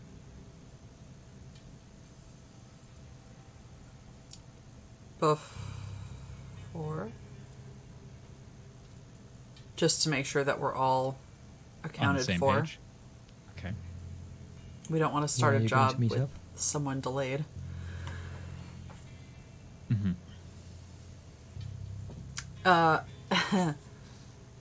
Would have shared the map and all knowledge, of course.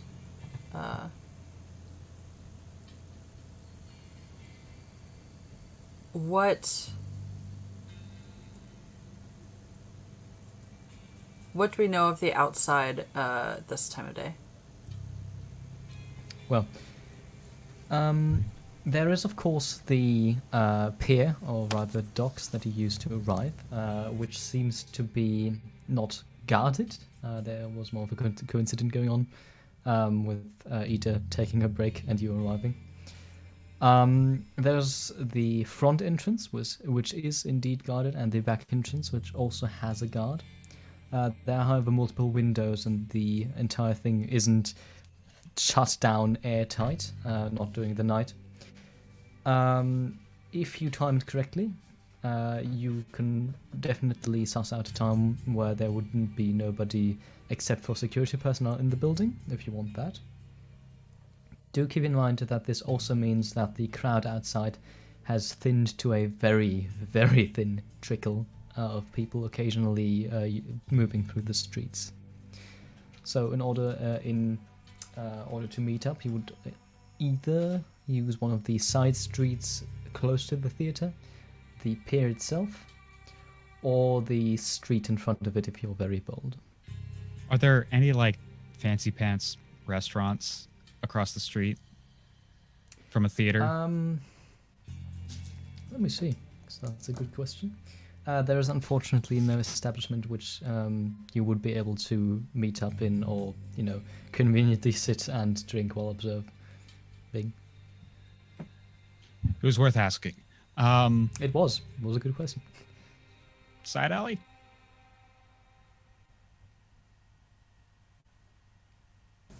By which I mean side alley.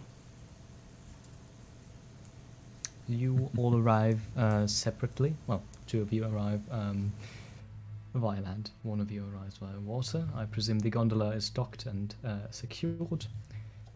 And Sahir, do you try to obfuscate your presence in any way to make your way from the pier to the side alley, which would bring you past the theatre, or do you just walk past? I would probably dock nearby, but not quite at the theater. Not at the one that we stopped at the other day. This would mean if you do have to run that you cannot use the gondola as a getaway, I hesitate to say vehicle, means. Well, that's because I would like to meet the alley, go back, and then, so that way we at least know we're all there at the same time. And I could say, give me like this many minutes, and then I'll start heading in. All right, that's a good idea. So, yes, you dock the raft and you all meet up in the side alley about 2 streets away from the theatre, so a safe distance that nobody would see you. The street at this point in time is completely devoid of people. There are, however, still the lamps, which illuminate a lot of things, though leave harsh shadows.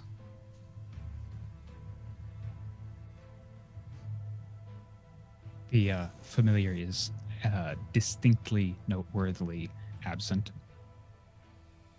They do glow in the dark. They do. Probably best to not distract him anyway, for something like this.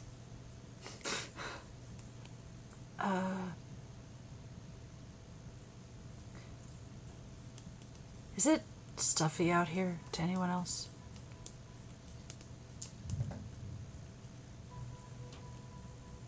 Duffy?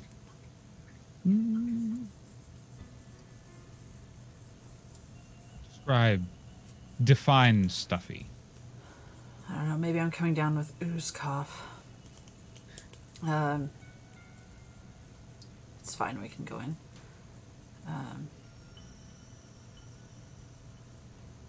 Are there any windows or doors out here in the alley? Can you give me your passive perception, please? Nope. I don't have any.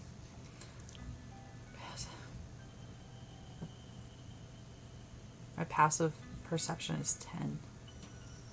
Oh. Yes, there are windows here.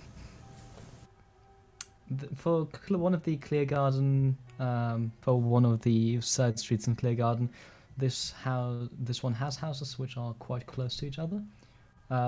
Still, a garden's distance away, but a few of them are indeed illuminated. Some have curtains, some don't, and you can't quite be sure that you're not currently being observed. The one closest to you seems to belong to a shop or something, and is also currently illuminated. There are no curtains, though the reflection upon the window makes it hard to peer inside.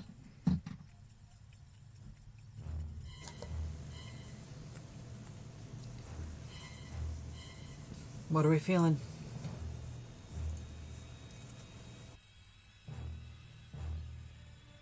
Like we have a job to do. She's being quiet about all this, just for the record. So is Bernard. I assume so. We're all here to steal stuff. I assume we're all being, as quiet as we can. Outgoing and loud. Mercy is an admitted Hello. disaster. This is a So I do feel the need to say that she is being smart about this and being quiet. Okay, yeah, that is fair. So, are you doing anything else, or are you just going past the window straight towards the theatre? I mean, except for Sahir, who's of course moving through the canal. Wait, It we were comes down to it. Make a distraction. I can do that. We were supposed to wait for Sahir, though, right? They did mention waiting for a few minutes before we begin. Yeah, like give me a few minutes to get to the boat Yeah. and start steering it back towards the dock in the rear. All right. Then waiting for Sahir. All right. So here, you take a few minutes to move into position, and these few minutes pass agonizingly slow for the rest of you. As you're just sitting in your side alley, feeling distinctly watched. Does Brodan feel watched with a passive of 15? I mean, yes. So if it's nerves or just, actually being watched, it's hard to tell. They're used to being watched. You don't see movement. Oh, perhaps a rustle of the curtains, maybe? Accidental, right?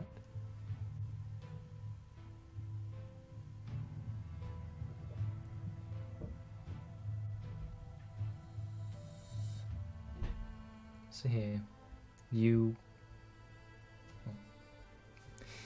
arrive at the dock. As previously mentioned, there is no guard here, and you secure your raft easily. You now stand before a decision to be made. Would you like to enter through one of the windows, or at least try, or try to outsmart one of the guards? Oh, I'm all about outsmarting. I'm going to wait near a corner or behind a box or a wall or something. And Yes. when the back door opens, I'll kind of wait, see if someone comes out the back door. And when they step through, I would like to position myself so that I can do that thing where you just kind of like slip in as the door closes behind them. Ooh. So, you position yourselves at the back door where you can indeed see a guard. It is Ida who is guarding the back door. She seems less tired and more alert at this time of day, or night, I suppose. As she's guarding. And you slip into position, ready for that moment when she, I don't know, needs to use the toilet or something. What? Give me a stealth check, please. A thought occurs. Does it? Can I use a mage hand to pick up a rock or something and send it away to make like the clattering of a dropping pebble off Alright. in So the you're courtyard? basically Metal Gear Soliding this, What was that? Yes. basically. So I still need that stealth check for you to move into position behind a corner without all being Scooby-Doo. Hello. I am being hidden. I rolled a 9. A 9. Thankfully, Is she rolled that a even total? worse. That's a 9 total. Oof. You were supposed to be good at this. 18 total for Mercy. Okay. I merely required one from Sahir, but do keep in mind that you rolled one already. I'm going to let that count for stealth checks that will probably occur during the night. Sahir, it's not one of your better days, as glass crunches beneath your heel. Somebody apparently smashed a bottle or something. But she doesn't seem to have that good of a hearing, so you avoid detection. You grab your mage hand, or your mage hand grabs a stone and lops it.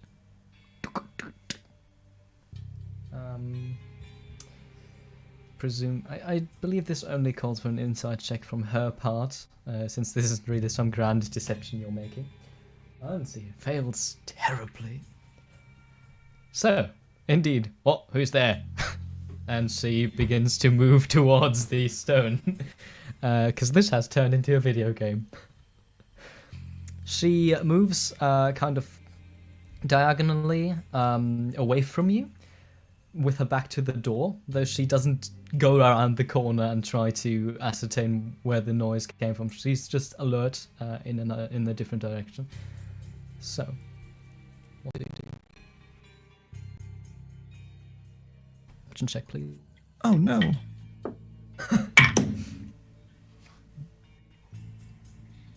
That's an 11 plus 2, 13. 13. Lucky number. Go on. I'll use the same mage hand to kind of hold the door so that it doesn't, just to give me that extra insurance. The door isn't open. She wasn't standing in the doorway. She was standing next to it. Next to it. Oh, then I will approach the door and see if I can open it quiet-like. All right. Though this might be a bit mean, I'm still calling for another stealth check since the situation changed drastically. She still is terrible at everything she does. Oh, bless her. I rolled a 16 this time. You are sufficiently quiet as you sneak towards the door and try to open it. It is locked. Currently, her back is turned to you. Can I use these tools to try and unlock the door? You may do so. Please give me a sleight of hand check. With gusto. This is also how quickly you can do it. That's a 20. You succeed silently and without anybody knowing anything for the better. You open the door, slip inside, and close the door behind you. Not a second later, you hear her heavy footsteps returning, mumbling to herself. Though what she says, you've no idea, since the door muffles it.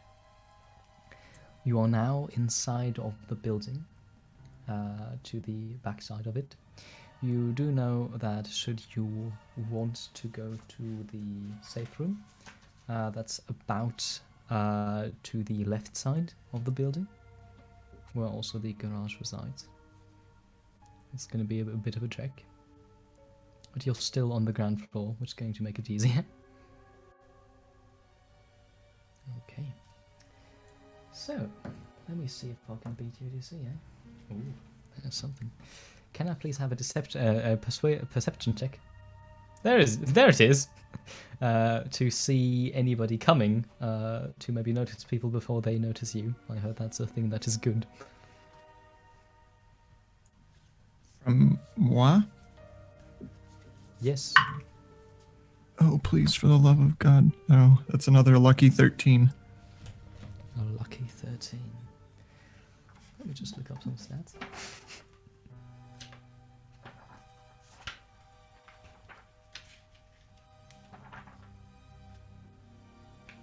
Your stealth was, remind me again?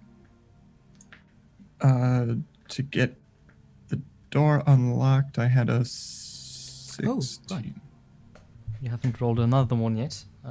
Please roll me a third stealth check just for moving in the building. F. Oh. F's. That's another 9. Oof. So, one time you move in the corridors not as silently as you would like to, as the wood is quite old and has been prone to creaking during your journey, which saves you once, as moments before you round a corner, you hear behind that corner one of the boards go and you disappear. Silently you wait. Oh, not literally. You disappear from where you were before. So some confused faces there. You wait as somebody continues going, then passes the T intersection, moves onward to the right side of the building. You wait a few seconds more, I presume, but they don't seem to return, and you continue to make your way. You arrive at the safe room. It has a heavy iron door and is locked by what seems to be a similarly heavy-duty lock. At this point, I would like to check in quickly with the rest of the party. Have you done anything? What have you done?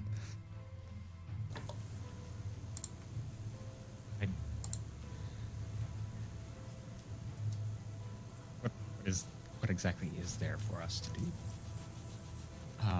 What was the plan for after Sahir got in?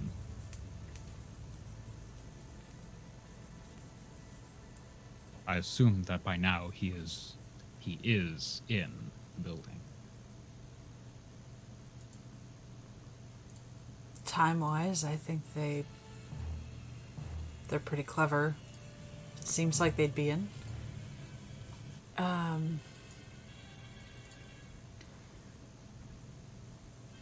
Keep a watch.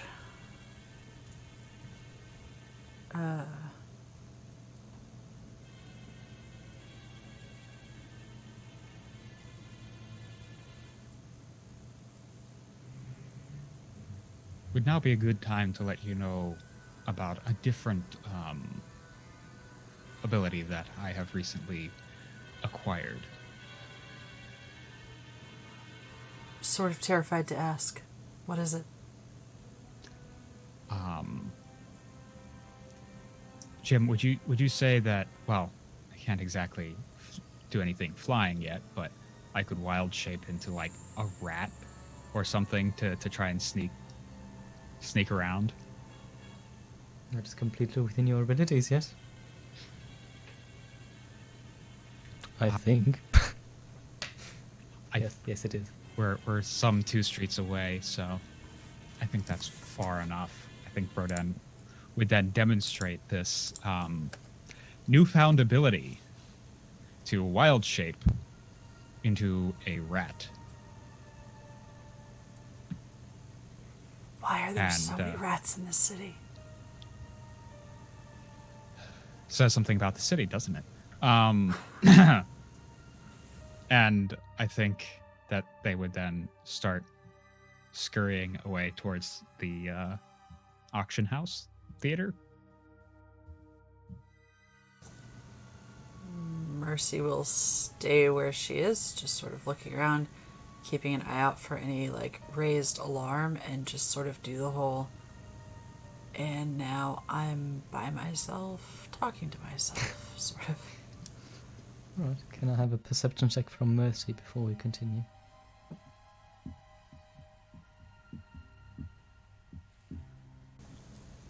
She's super good at this. So good at this. She's got a 6. Nothing out of the ordinary. So, Broden the rat, you move to the auction house or theatre. I presume you're searching for some kind of entry point?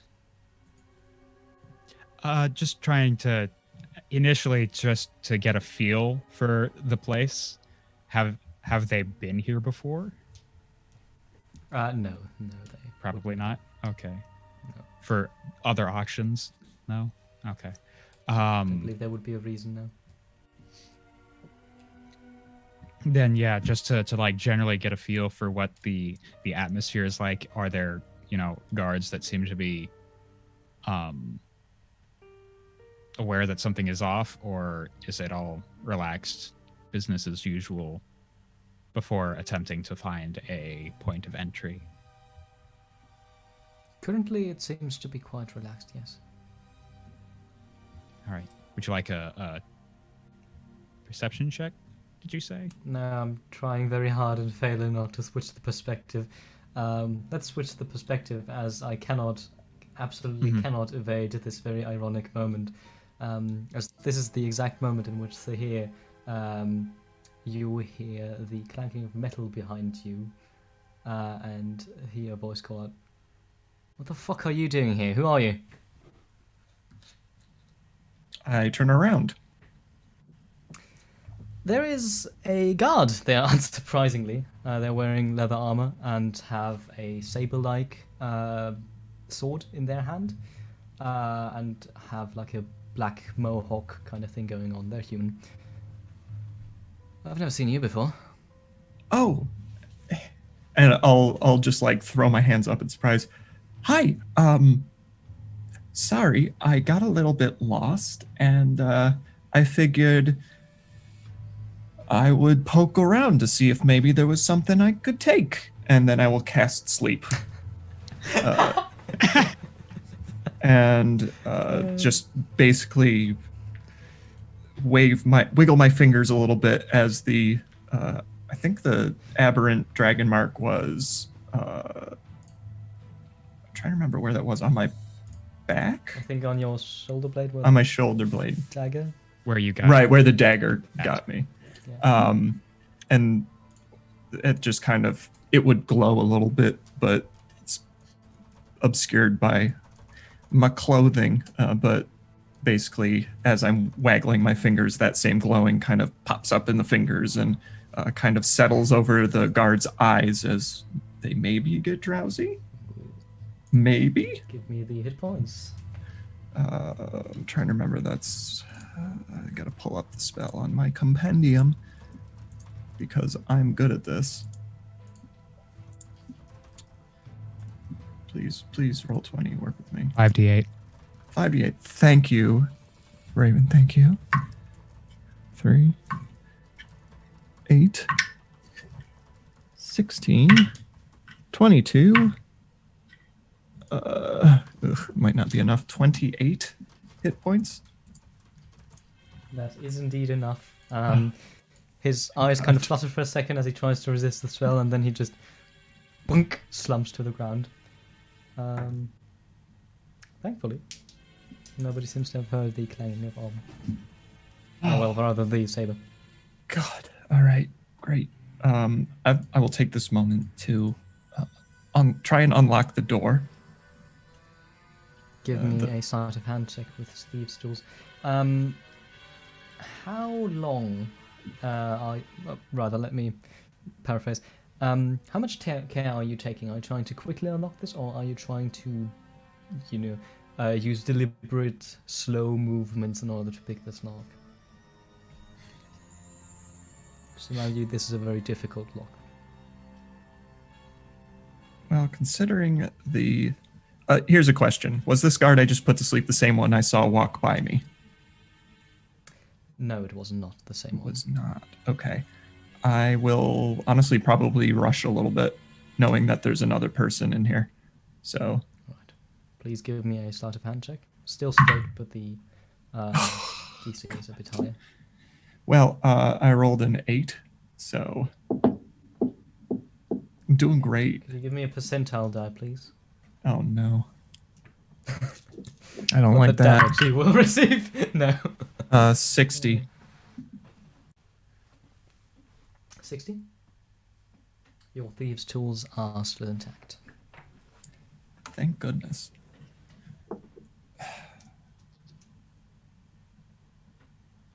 So, keenly aware of the spell's fleeting energy within your fingertips, you kind of try to unlock this door.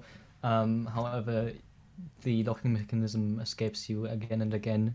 You can't quite get your tools right, and the interior seems to just slip off the hook again and again. All right. After several attempts and getting increasingly frustrated, I would like to look around. How long are you taking for this? Sleep doesn't last that long. Last a minute, as Raven was very kind to remind both me and you, I presume.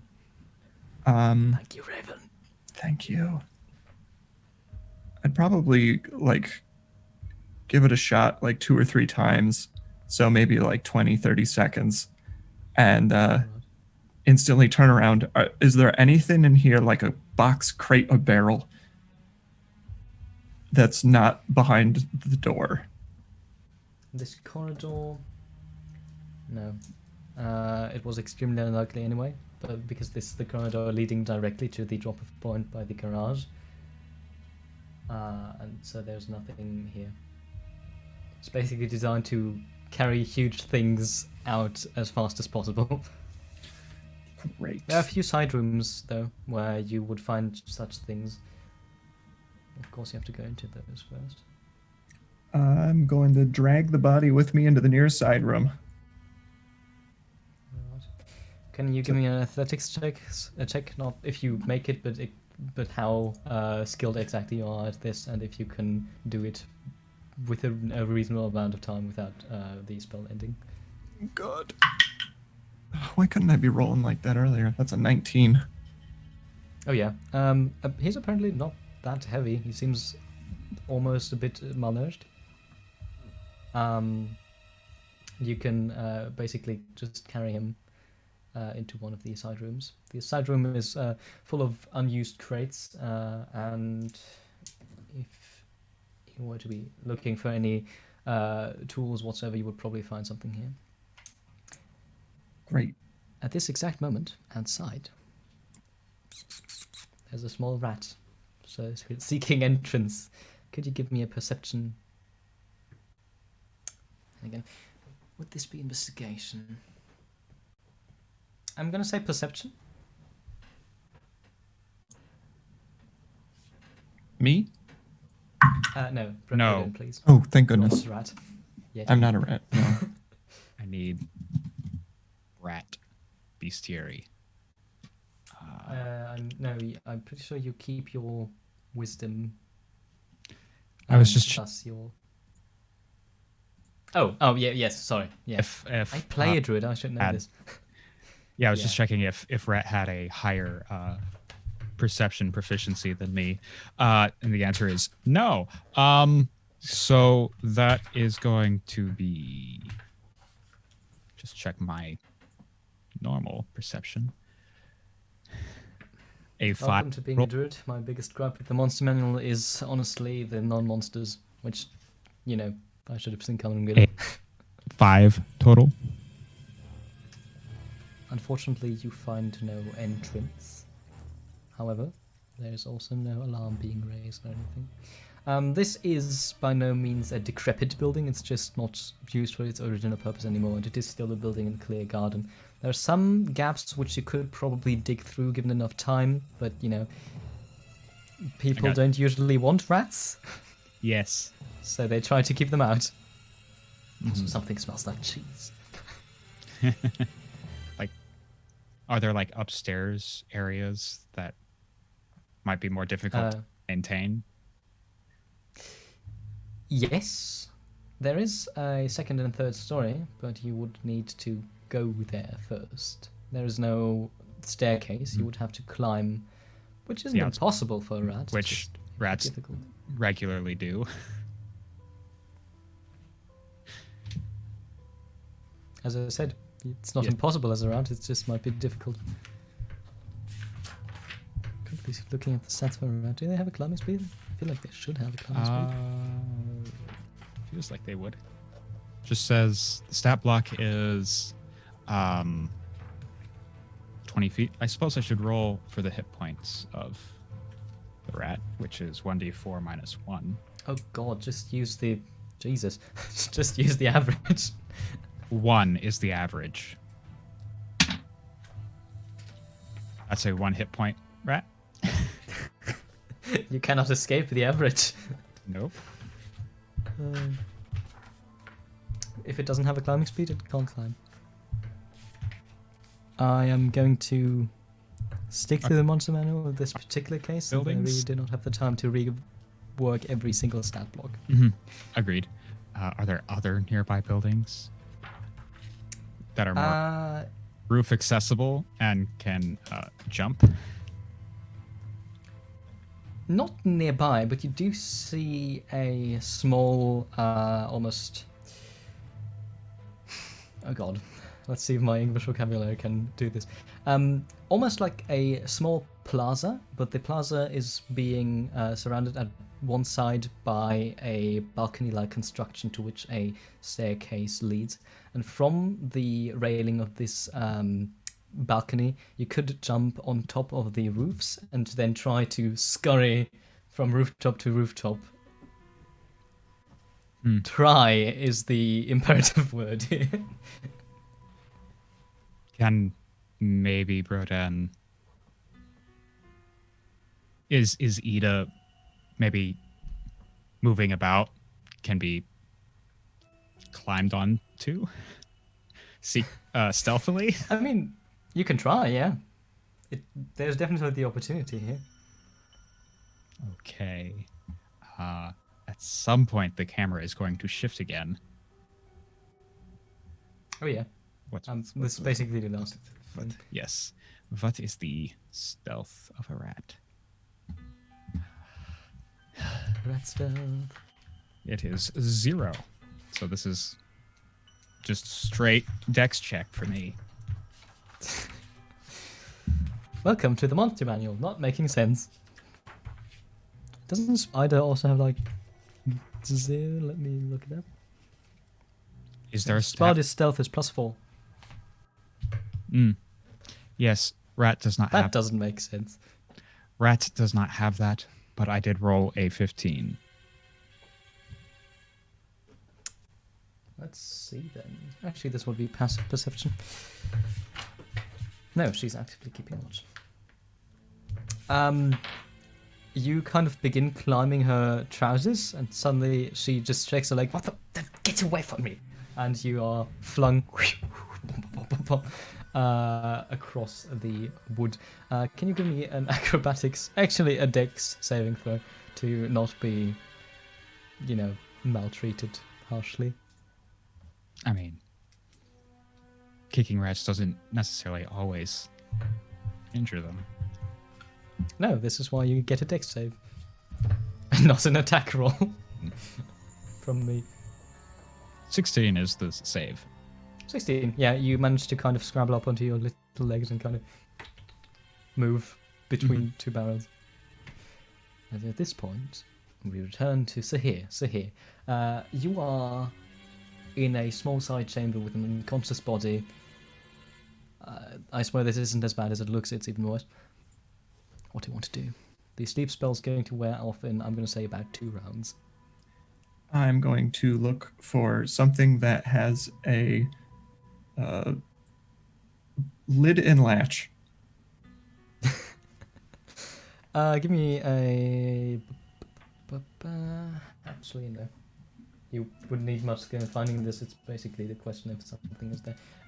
There's a small box in which they would probably fit, if you're thinking that.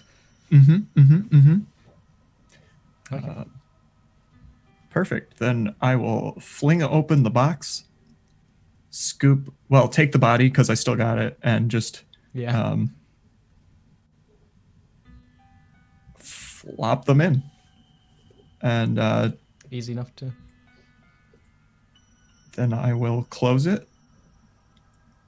And if there's like a latch, like on a trunk, I'll do that. And you said there might be tools in here, so if there's like nails or something, I'll probably just shove a nail in to keep it from pulling open easily. Okay. I was going to. Oh, this is getting dark.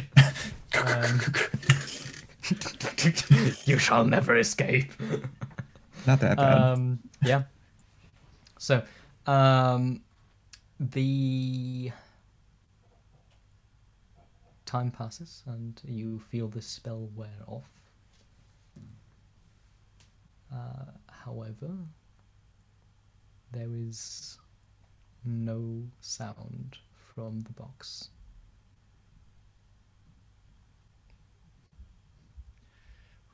That's perfect. No sound from the box, no problem. And I'll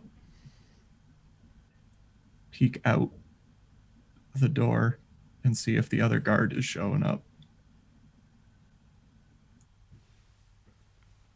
Not yet, no.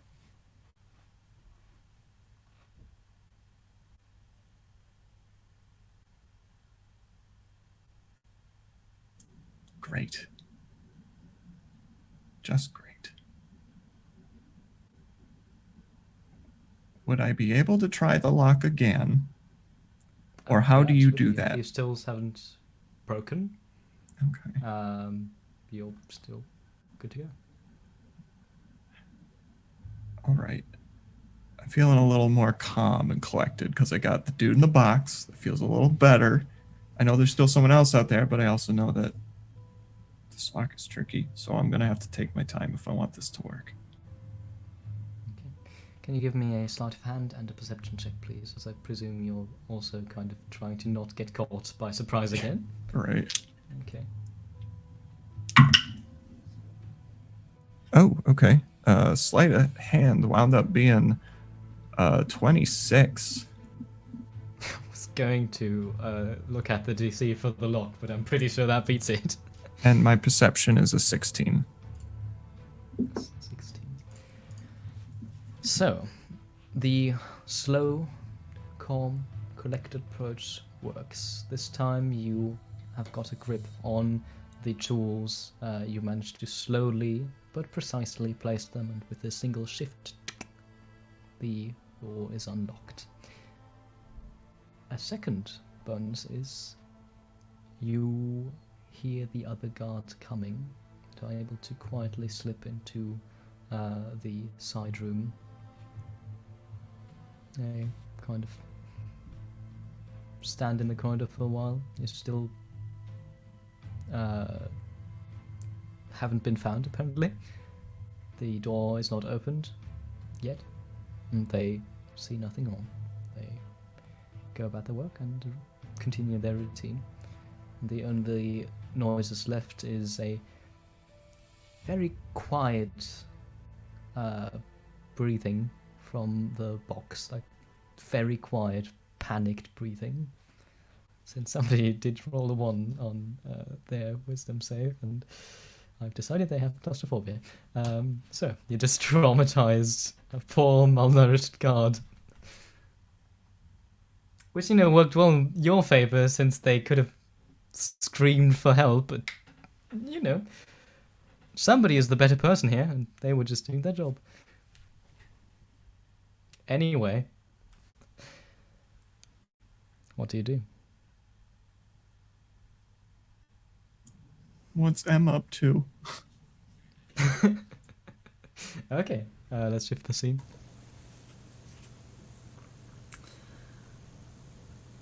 M thinks she's being terribly helpful, looking for like outside interest, any raised alarms. Does she get to roll perception again, or are we sticking with the 6? No. I think you do get to roll again. Enough time has passed to justify trying again. Bless. I mean, if you're not doing anything else, the others are.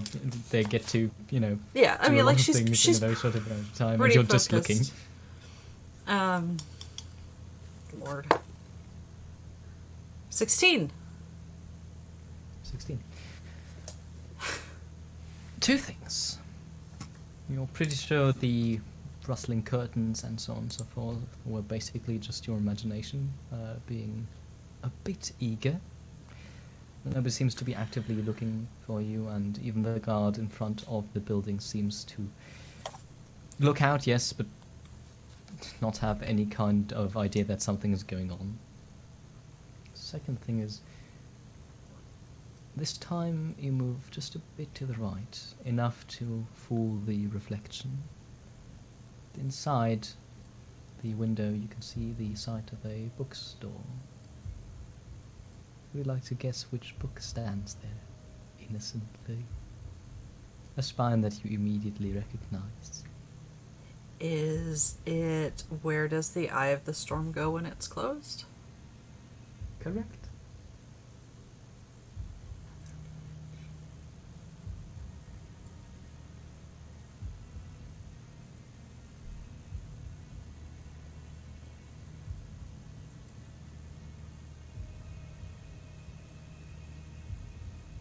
How secure does the window look? The window looks quite secure, since it is just a pane of glass. However, the door, which you do also see if you angle your head slightly, looks like it would be just a normal door. Of course, there is the guards Yeah, no, in she's the just same street, but she's as long just wondering. Yeah. She's just thinking. Yeah, of course. Is there a hours of operation sign? There She would doesn't be, have yes. to look at it right now, but there is one. Yeah, the shop would be open during the regular hours of 8 o'clock till about 22. Okay. She'll make a note to come back at like 7:50. In a world where certain species only need 4 hours of sleep to completely fully function, I'd just say the social dynamics of shopkeeping are interesting. Yes. What, you need 8 hours of sleep, really? Sucks to be you. That.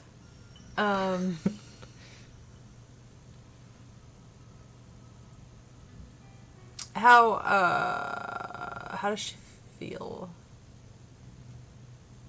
Same as always. So not terribly well, I presume. Wow. Drag her. Okay. It's just there's something missing, you know. There is.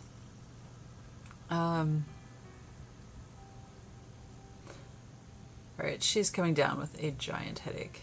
But she's going to keep her eye on... She's going to keep looking back at the bookshop window. But she's also going to try and continue keeping an eye on the front of the warehouse. Or Absolutely. the guard situation. Let's return to Sahir. Unless Bren wants to do anything. Okay. I guess Sahir. Oh, pick an entrance where there's a guard, where they think Sahir might appear, and then position themselves like 20-ish feet away. where do you think Sahir might appear?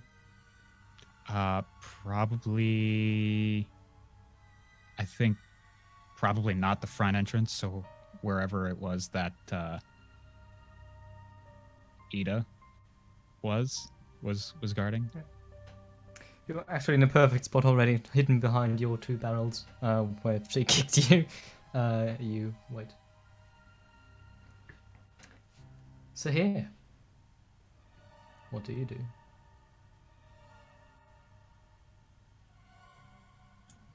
All right, so this other guard, they're doing their guard duties. Are they hanging out outside the locked door? Are they? No, they are basically walking their rounds and have just arrived here for the first time in about 15 minutes.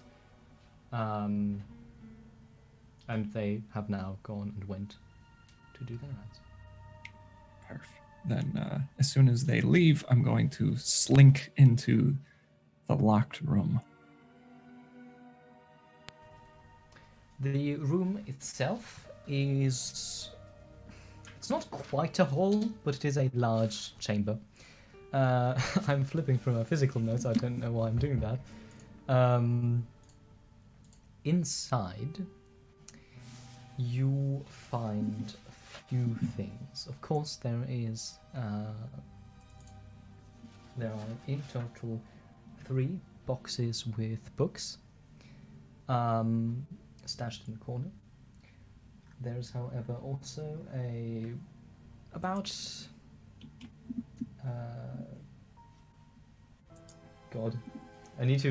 thing is, I can't just do centimeters or meters. I need to find things that are roughly the size I want to describe. I'm going to use a male adult's hand as a size for the small bronze or matte gold statue of some kind of deity or another that is next to the boxes, kind of stashed there. They don't seem to belong together. As well as in another glass box there is a cushion, and upon it rests a rather hauntingly beautiful necklace that seems to be made of red wood. Not redwood, but red wood. I should say crimson wood, probably. As well as, and this is the most peculiar one, another one of those glass boxes, and inside there is a single rusty nail lying on a very similar cushion. Huh. Well, we're here for books, but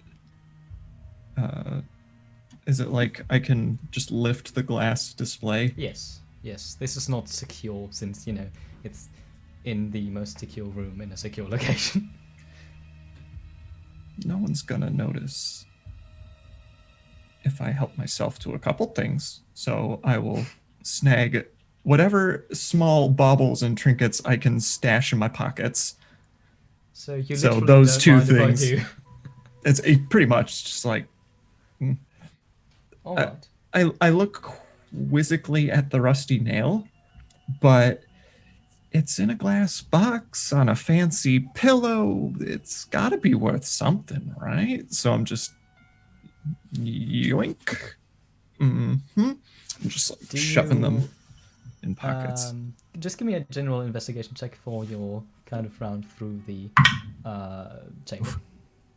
Not great. That's a 9.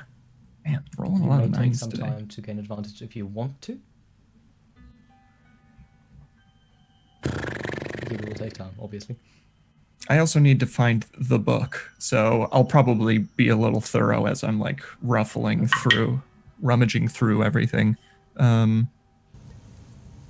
So 14. That is better, yes. So, you inspect the items a bit more closely. The statue itself, can I have a quick religion check? Just to see if you recognize it upon sight. What? 7. 7. Some kind of deity. It's metal. It's bronze or gold. It's probably worth something, and only as big as a hand you can pocket it. If it ain't Raptha, I don't know. It's not Raptha. You manage to get a bronze statue, a piece of parchment rolled together, which, if you look at it, it's definitely magical. Like, it has magic runes all over it, and is basically humming with suppressed power. This might be a spell scroll. The necklace of the Crimson Wood, as well as a single nail. As you kind of turn the nail and look quizzically at it, it smells ever so slightly of earth and blood. I presume you pocket it, unless of course you want to just... Okay, don't get rid of it. The collection of books, you run through it. Now, you can't of course take every book, but there are a few that strike you as either, the book you're searching for, which you do find. It's a very unremarkable book, almost. Quite small. It has not even golden, but only yellow letters upon it. The Art of Agony by Catherine J. Downing. No, sorry, that was a completely different campaign. This one is Sweet Little Lies. She's a recurrent theme.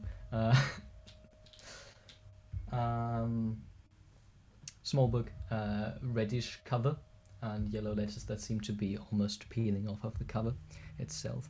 This one has no weird sensations like the other one we already encountered. It just feels a bit heavy to the touch. And maybe it's a bit warmer, but that's not something you would immediately notice when pocketing it. There are 2 other books that seem worth something. One of them is The Little Wanderer by Ian Pressler, a hand-signed copy, and another one is Poems of Blue Blood by Cynthia Morbey. That seems a bit more recent. Also hand-signed.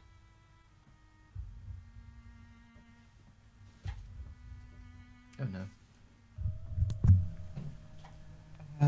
Right. I will snag the poetry book and leave the other one. Oh. And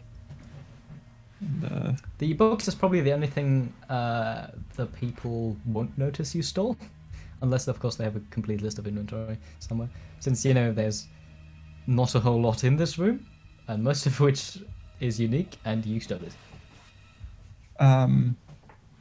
Yeah, so I'll take the books. I'll leave the statue. I'm pocketing the small stuff and the piece of parchment, and I'll take the rest to go. I'll pack it to go. All right. So the only thing that is left is exfiltration. How do you go about this? I know we're a bit over time, but I would just like to finish this one so that we can start anew. I will wait for the guard to make the round to the room again, and kind of hide and wait for them to leave, kind of peering through the little slatted door, and then just try and sneak out behind them the same way I came in. And of course, taking care. The way would still be guarded by Ida. The back door, I mean, not the way. Yeah, so I would kind of like push the door open a little bit, see if she's still there. And if she is, well, she probably will be. I'm going to.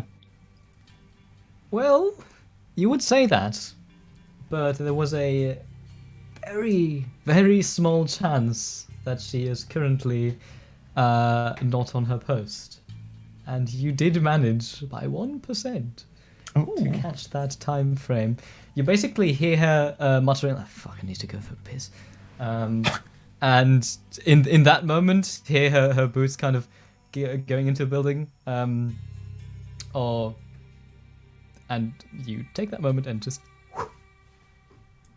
And I will slip out to the gondola. And... Broden, you see Sahir emerging unharmed and quite laden, probably. Excellent. Broden would follow as a rat.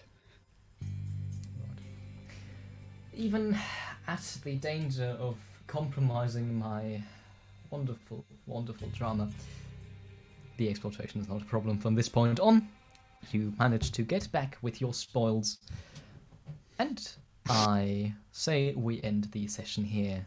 Not on a cliffhanger, which makes me very sad. Anyway, so let's do sign-offs. Who wants to start? Hi, I'm Wren, and I'll go first. When I'm not taking up all the time infiltrating a warehouse, I am streaming on my own Twitch channel, Thorny Dryad, like a prickly bush. You may also find me on Twitter at the same handle, Thorny Dryad, like a prickly bush. I do a whole bunch of stuff in the general sphere. I'm a voice in a podcast called Roads Uncharted, which is found on Simplecast, Spotify, Apple Podcast, and Google Podcast. We are posting new content for season 2. Our second character recap intro posted last night, so give that a listen. And we're swiftly approaching the revelation of our newest character. So exciting stuff coming up the pipeline there. I also play D&D 5e on Open for Adventure as Devereaux Thistlebrook, a halfling fighter. And I am also here. So that's me. My favorite thing about today was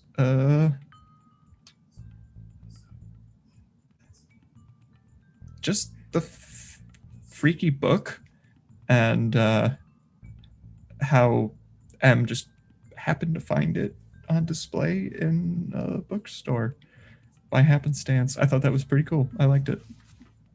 Nothing weird about that. Not at all.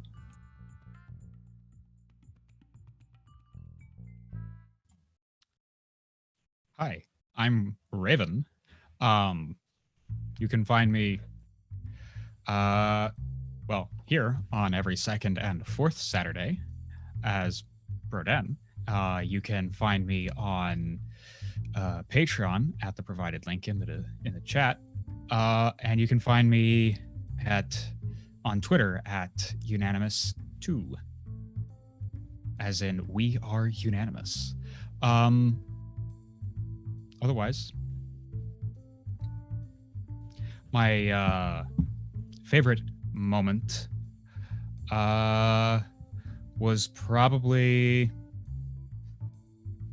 Sahir Metal Gearing their way through this theater and taking I think taking the surprise discovery of the guard in stride and going, I figured I would steal something, and casting sleep.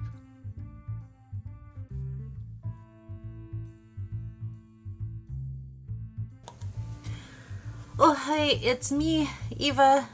This is my channel, so you can sometimes find me here. Like tomorrow at 10 a.m. Central. Lord help my schedule for another 10 Candles run by Anik. Which Wren will be part of. Yes? Yes. And we're doing that tomorrow and the 31st because it's kind of a longer game. Also on the 30th, I will be running a one-shot of Mothership, a sci-fi horror RPG. It's going to be cool. Everything's fine. I can also be found on Death's Keepers tomorrow on O4A at 3 Central. Time zones are weird. Yeah. And all sorts of other places, all over the place, all the time. My favorite part,